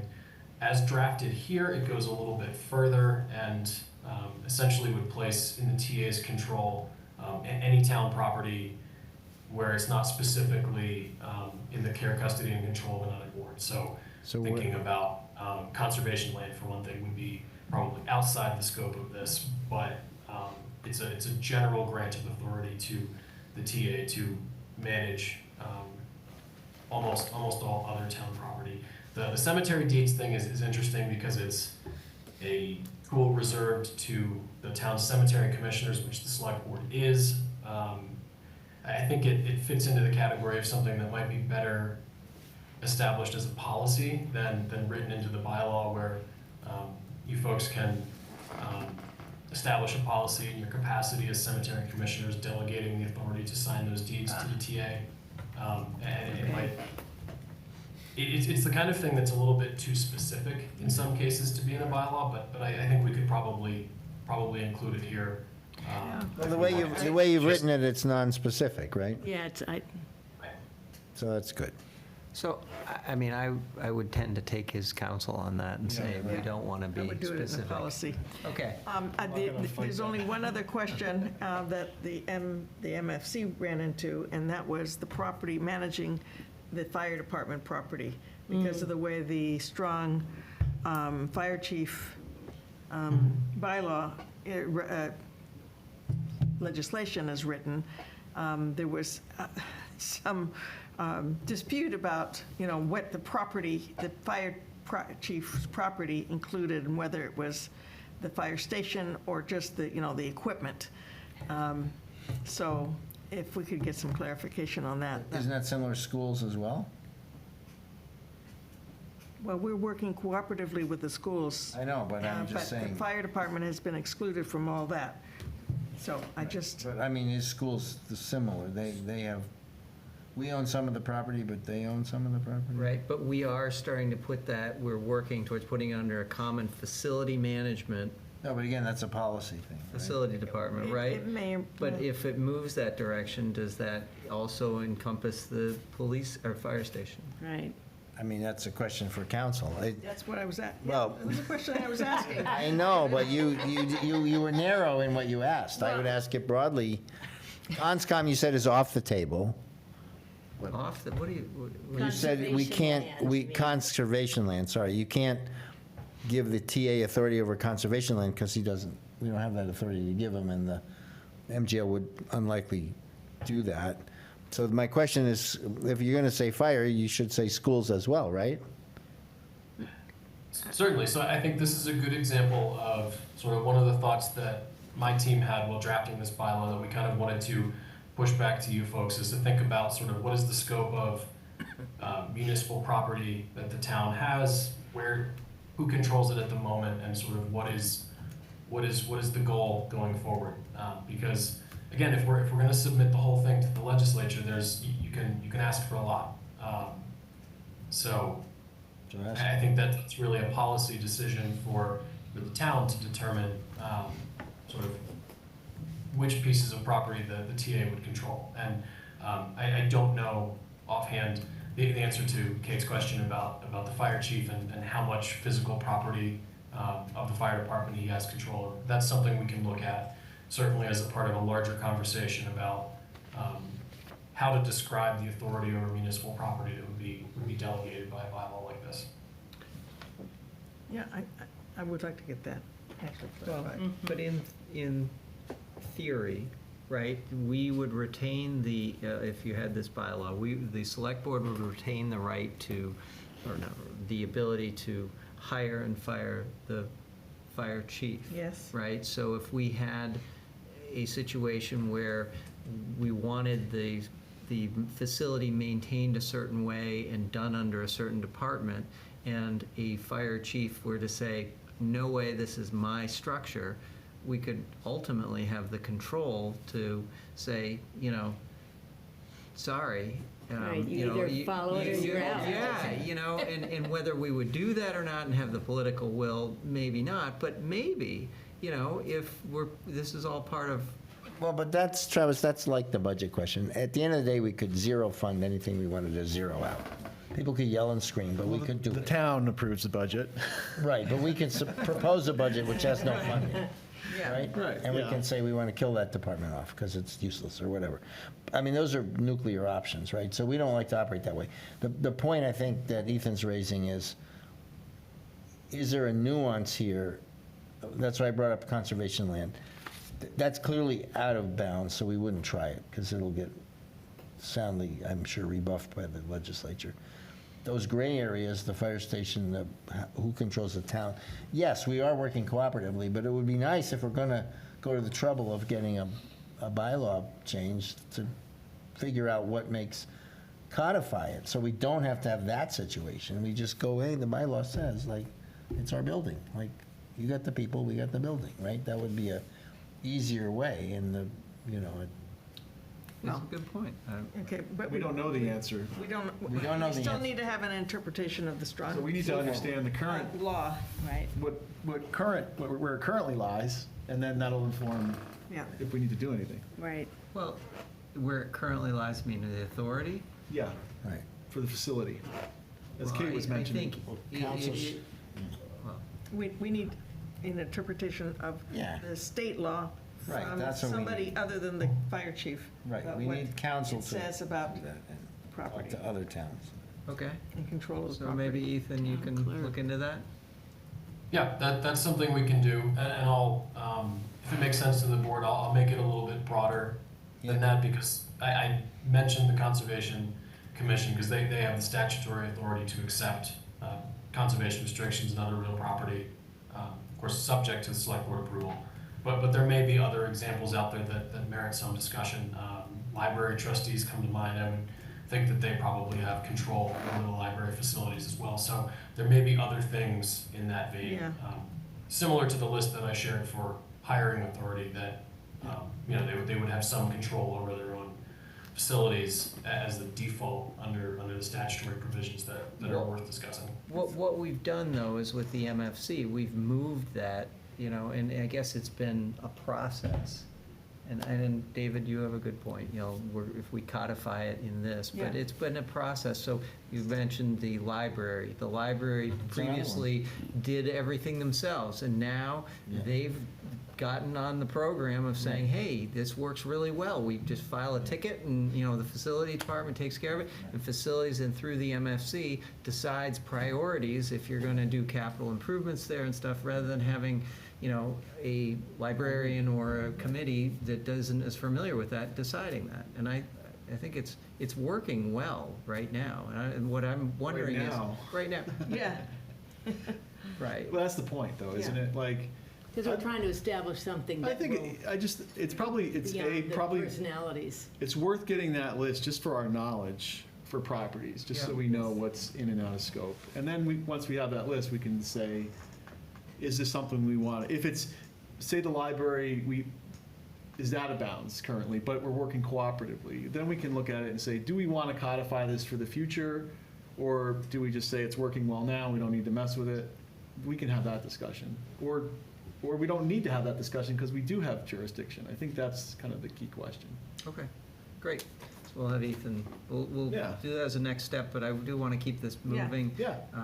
And as a bylaw, so that we can get it out, get it, start publicly going over it. Any One other- more quick, yeah, go one for more. it. Well, under 3.3.2, the third paragraph, about Two. the event, in the event of a vacancy, disability, et cetera, yeah.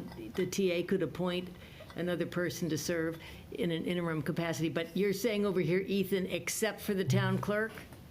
And So if this we is- wa- this- wanted it to include the Right. town clerk, that is part of a special act?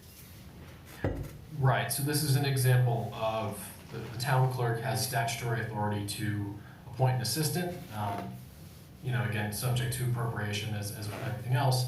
But they have the authority to do that, and the assistant is someone who's qualified to step in the event that there's a vacancy in the town clerk's position, whether temporary or otherwise.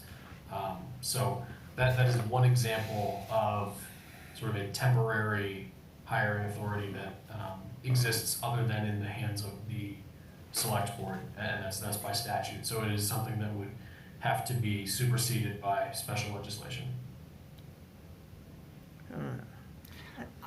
I read, Go ahead. I read that, and I actually did want to talk about that, because I had a question. I just thought maybe that isn't what I would personally think of as, if the town administrator has a, disability, absence, they're going to be away for more than 30 days, they're incapacitated, I would think that that would really fall not to them, especially if they're incapacitated, how are they going to appoint someone? But it would fall to us, the select board, to appoint in that situation, because that is the TA, that's who we're giving all the authority to. The event of the vacancy, But So I may have we're read it talking wrong. about the town town clerk. administrator Of can an- appoint. Of any appointed Of any- town official or employee. Okay, well, if the town administrator had that, they would not, I'm sorry, I Right, read that we would- totally wrong. Yeah, Totally. it's okay. I It's was late. just reading it, yeah. Okay. Yep. Yeah, no, it's the town administrator, he's Yes, not I see replacing that now. himself. Yes, right, that's what I He's- thought. Hmm. Okay, so, all right.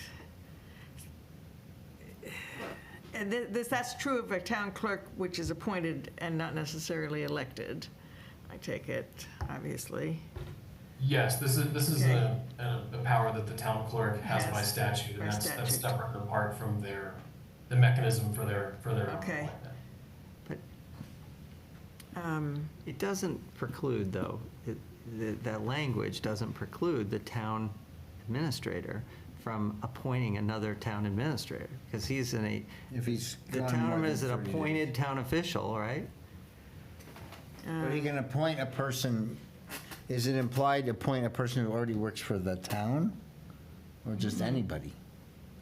I mean, he can and he does, right? Say Aubrey is acting town Yes, he administrator. does, when he While I'm leaves gone. vacation. Okay. So, And we're fine with that. We're fine with Yeah, that. yeah. but Ethan, does this, it's silent onto whether that appoint, like another person who already works here or somebody he pulls in from the outside?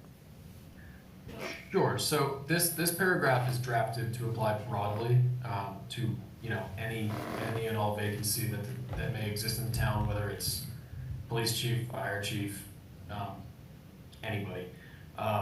So in this case, if we'd like to be more specific about what would happen in the event of sort of an anticipated absence of the TA, that's something we could do. I think, at 3.3.1, the select board has complete control over the appointment and removal of the TA, and I think that would be perfectly clear in the event that, the If TA there's- was Okay. anticipating a Yep, that's, period of leave and then appointed someone who turned out not to be satisfactory. I think the select board would retain control to, Get rid of that. remove that temporary employee.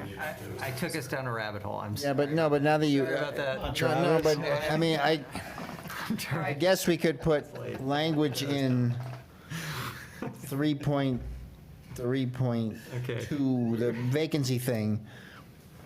We could put language that said, the town administrator in such cases, it wouldn't be the TA himself, it's, like you said, the police chief. Should he be guided? Well, either we give him the authority or we don't, but if we give him the authority, Give him the authority. Yeah. and we should maybe also give guidance, preference should be made to appoint as interim someone who's already in that department or function. I don't think we have to be should get into prescriptive. that, yeah. No, all right. Never mind. All right, I think we've had a Okay. good discussion here. If there's any other question for Ethan, I really want to let him go Okay. Yeah, on I agree. this evening. Yep. All right. let's move on. Ethan, thank you very much for Yes. this. This Yep. is really helpful and it's great work. I think we're moving down the right road. I think there were a couple of items we discussed tonight that you're going to follow up on, and I'll follow up with you, making sure that, Yeah. we get this, and we'll probably move it to the next meeting or one thereafter, just for a discussion. All right? Sure. Thank That- you. That sounds great to me, and let's maybe connect later this week to make sure that I have the same to-do list for my team as you do. That was- Sounds good. All right.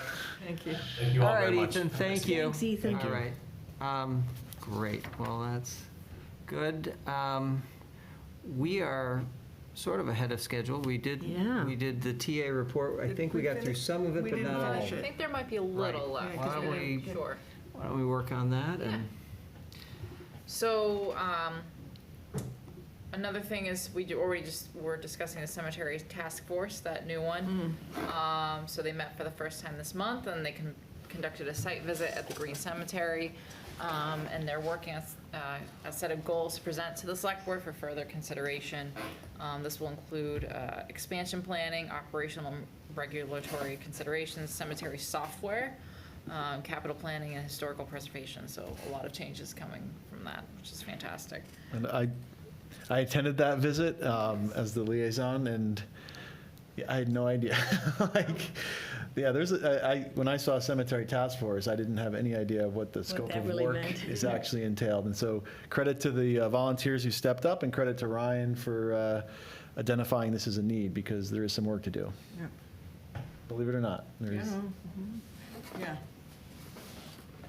Not to mention the fact that nobody knows where anybody's buried. Well, it's there. The knowledge is there. It's there, but it'll it's probably be a just lot not pulled nicer. together. somewhere. Easily Yeah, accessible. yeah.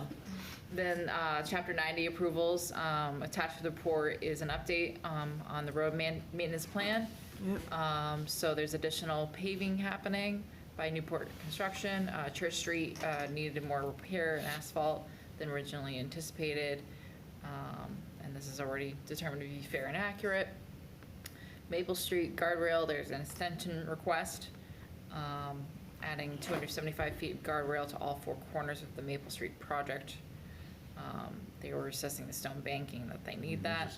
And we just got the note Yeah. this afternoon from Ryan, right? About that Got the grant. we got the grant to cover the cost of Oh, that. good. Yeah. I missed that. Okay, good. The culvert assessment project, that was discussed this summer. And then there's a long-term maintenance plan. And this will also be added to the GIS platform, which I want to add as a fantastic platform for a legacy platform. And then Pheasant Hill Lane design considerations. There's need to finish the top coat for Pheasant Hill Lane. There's significant drainage issues that need to be addressed prior to paving. So there's a proposal attached to this that assesses the road and offering solutions that will correct the identified issues. And then Maybe it's with 20K. there's a spreadsheet with all the total paving costs if you wanted to take a look at that. And the grants are totaling more than $90,000. So you can expect somewhere between $250,000 to $400,000 in state funding for 2025. And I have to bring it up, unfortunately.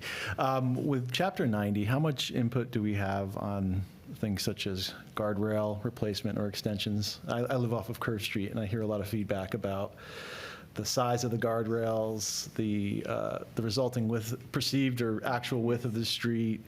And as a resident that goes by there all the time, it does raise those questions in terms of, why are these so big? Sure. Is that just a function of, one, it's over a dam, two, it's Chapter 90 and the state it's basically adhering to whatever the state requirements are? Yeah, so I'm not sure what requirements it's coming from, but I'm sure Yeah. there is some sort of engineering spec that it's trying to cover for that. And that's But- generally done by the state for these projects, right? Like they basically, I'm sure they just have Yeah, I'm not sure requirements. how much controlled in Chapter 90, like, controls with that specificity. So like, that would be a good question for Ryan when he gets Okay. back of, why they're engineered the way they are with that size, so I think that would be a good question It's for him. because they couldn't go out further because they would have to Right. have graded, and that would have been more disturbance in sensitive areas. So Right. that's why they didn't do it. Yeah, And- and I think there was a comment that Maple might have a similar issue in terms of They- new exactly. guardrails and width. And even, do we need to put on like yield signs one way? Because in some cases, you can't, two vehicles can't pass. And maybe before, they're doing the wrong thing where they're driving off the road a little bit and then eroding the bank. Now, somebody has to back up, and so something to consider also is in these projects, do we need it's going to yield the traffic sign at least in one direction? Good thing for the safety committee. Yeah. Yes, exactly. I mean, You should honestly, get your residents to go, I always say there's narrower parts of curve anyway. I mean, yes, Oh, yeah. yes. but you're typically almost driving into the telephone pole about 4 different spots, but you can get around each other. And I think the perception in some of these cases, you put these big guardrails up, Right. They feel really high, Well, and especially too, yeah. you just psychologically, you don't want to get over as far because you feel like you're about to scrape it. Yeah. But I do think we should look at, if that's the reality, we should account for that. And in those cases, maybe it's something we can have the safety committee look at is just, should we just put it's only like 100 feet, but it's, who goes, when Right. they meet. Yeah. So for capital project updates, there will be a final project walkthrough at the end of the month to close out the Greeno Barn deconstruction project. Ryan also approved the restoration of transportation costs for the cupola. And the slate roof tiles will be stored at the DPW. The Do Corey, you know when that walkthrough is? I don't know on top of my head. We can confirm that tomorrow with that. Maybe I'd like to go to that. Is. Yeah. The Corey Auditorium lighting project continues to move, and it remains on schedule. Should be completed within 5 to 7 weeks. There's been a lot of tree clearing that will be starting this week to complete the dog park at Banta Davis, and there's a timeline attached for this for when that will be completed. Contracts are being signed for the central burying ground projects. That first phase will include removing trees that threaten the historical gravestones. Next, the contractors will store the gravestones to their original positions and replace the roof of the Litchfield seat. Although the entrance pillars were included in the original job description, the budget will not allow these to be replaced, and the Historical Commission is likely to seek additional CPC funding in the spring. For the building construction projects for the library renovation, the library building committee shortlisted some owners, project managers, and will interview the final candidates at the beginning of October. And those are the 3 candidates. For the police station renovation, Ryan is negotiating a scope of services and cost proposal with construction monitoring services. So he'll present the results of this negotiation, and ultimately, the select board will approve this. If he's not able to negotiate an acceptable fee, we will move on to the second place candidate, Hill Lyro. So, and then the fire station renovation, the firm sent representatives to the fire station renovation OPM project walkthrough last week. There's significant interest, and the bid proposals are due at the end of the month. And Brian's still recommending that you hold a separate workshop to vet proposals and create a short list to interview at an upcoming select board meeting. And that's the special meeting we have set in October, right? An additional nighttime meeting? Because I don't think that was on the calendar. So we'll make sure that that's on the calendar then. Yeah, I forget when it is, but Yeah, it's on it's my not on calendar. there. Sure, I'll make sure that that's on there. Yeah. October 8th, 15th. October 15th. Okay. So when do we think we'll have the actual proposals? Because that'll also give us a sense of the cost and. Sure, so if he's collecting these by the end of the month, so it'll probably be a quick turnaround by then. So I can have them confirm on that tomorrow. So we wouldn't meet before, you said the 15th of October? 15th of October, but it would be nice to get them so we can read them. Yeah, right. We wouldn't meet Yeah, if you we would don't have them, right? We wouldn't meet on the 15th. Right. of- No, you would definitely have them before then. Yeah. So when do we, I'm kind of in the back of my head, I'm just trying to get a sense of timing and cost, because it relates to some of the remaining ARPA work that needs to happen. So the sooner we know generally what it costs and the timing, my plan would be at the next meeting to make some final adjustments to free up remaining ARPA funds. All right, I'll have Ryan confirm when. Yeah, okay. Yeah. Because we can put that on the next That's agenda. for police station? For which one? Fire station, Fire station. Fire station. fire station OP. Okay, okay. Okay. So then, and just upcoming discussion points, capital planning, as always, annually. So there'll be a presentation to the board on October 8th. Kelly and Ryan have been working on a 5-year projection with the newly created chart of accounts, which is exciting. And that will also be presented on October 8th, Fire Station OPM. And as you know, the select board has decided to serve as designer selection committee for this appointment. So they'll evaluate that as we were discussing. So schedule hold a workshop. Okay, so it's saying October 22nd for that workshop, so. And then staff recognition. No, I think that's excuse me, sorry to interrupt, but I think that's a regular select board meeting. Okay, so Right, and we don't- let's and the- confirm that with Ryan. Well, the special meeting is the It's the 15th. 15th, all right. Okay. Yeah, it's the Tuesday in between those two regular select board meetings. Okay. Okay. We have a busy October. Oh, yeah. Yeah. And then, because the 16th, I'm going to remind everybody again, is the open house, the first open house for the MBTA community. Vulnerability, the MVP? No, No. MBTA Communities zoning, meeting, 6 PM, right? 6 PM, and we today decided on a second one, so we'll do it on Saturday, 16th of November. So you guys have a chance to either go to one or the other. So say the date again? October 16th at 6 in the evening. Okay. Or 4 to 6. Let me just- wait a minute. No, Let I me think just- it's let me- at 6 PM. Sorry. 6 PM We're here? here. Is there a Zoom option? No, And this that's is- why we're doing it, or November 16th, 9 to noon. Okay. But what is it, like, are there We're gonna be gonna have- officials here for Q&A, or? There's who's- going to be, the MBTA subcommittee will be here with the big posters that will show, you know, The various areas you're considering? things. Yeah, there's that, showing, trying to give information about the technical details about the law and things like that. And then it's going to be an open house, so people will be trickling in and out, and there'll be somebody at Okay. each station that you can I see. have a discussion with and ask questions of their presentation there. So 6 to 8, and then November 16th is what? 9 to noon. And we're going to be sending out a postcard to everybody in town. But- Oh, good. And if you haven't already, don't forget to do the survey. Yep. Okay, sorry for putting those plugs in. No, that's good. So, yeah, we can check with Ryan with these upcoming select board dates. And then, obviously, fall town meeting's not gonna be on there anymore. And then just some upcoming holidays.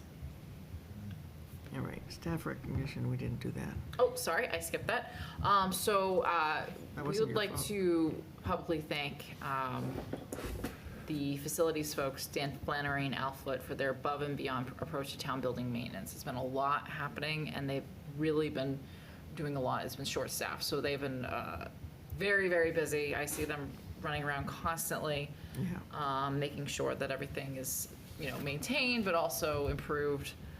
There's been a lot of changes, so it's very much appreciated by Stephen Canerney and Ryan.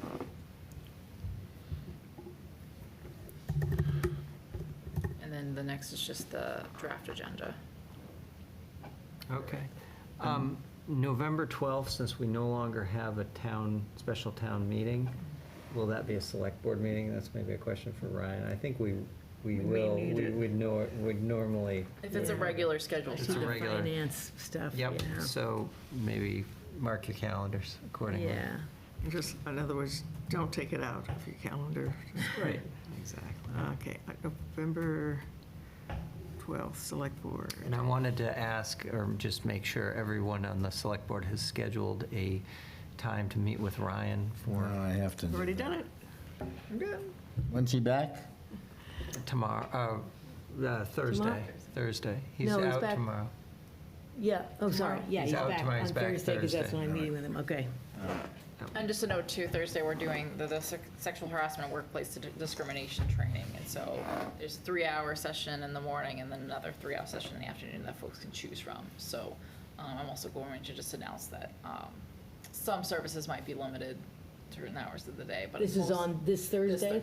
But Okay. most departments have made it so that they're staggering who's Uh-huh. going when, so that makes it so that. That's good. services will- And this is a third party doing the training? Yep. Okay. All right.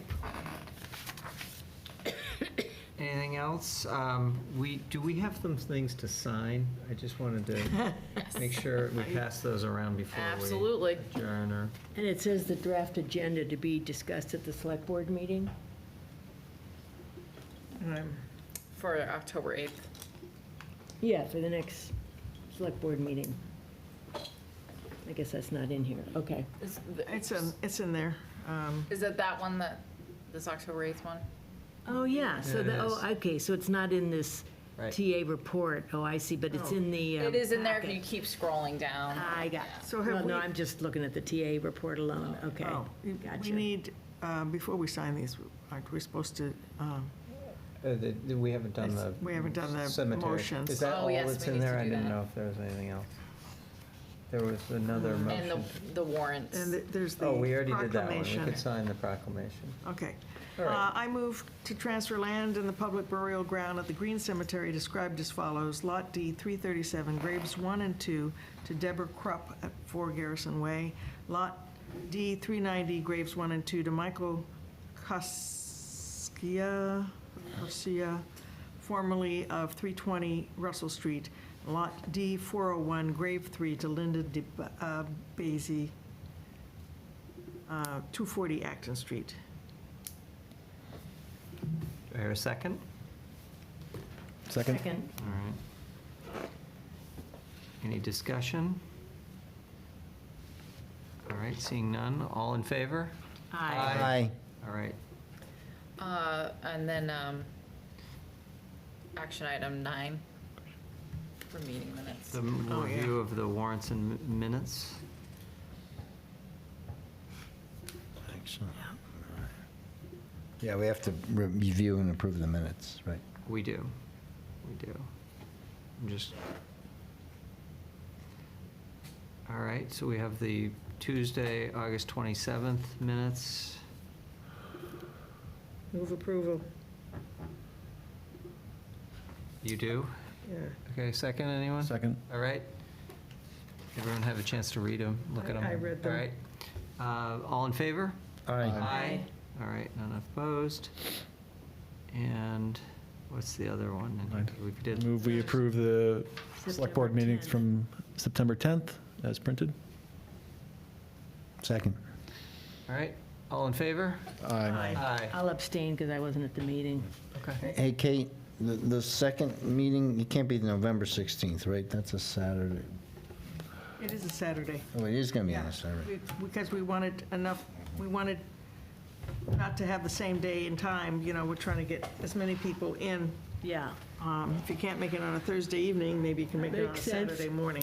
All right, I can see us waning a little bit. I think we are, go ahead. Well, just one quick Yeah, liaison yeah, report, which is, I can't remember if I don't think I did, that the Housing Trust and the CPC, and with help from Julie, are going to be meeting with some of the officials from Habitat. Yeah, but it hasn't been set up yet, though, has it?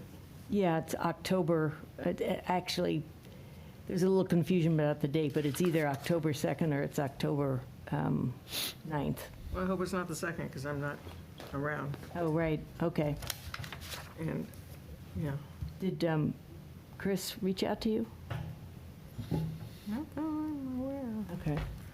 I hope it's the ninth. Anyway, we can do that offline, Okay. but that's moving ahead, to just have a general discussion with them about what they might do and if the Boghouse were available and we wanted to move ahead, you know, how that might work. All right. I guess the last thing on our agenda, unless there are any other liaison reports, anyone have anything they want to add, share? Okay. We will do community input. I don't see many members from the community left, but if anyone has anything, this would be your time. Empty chairs. Okay, seeing none, I'd take a motion to adjourn the meeting. So moved. Second. All right, all in favor? Aye. All right, we're done. Thank you. Very good.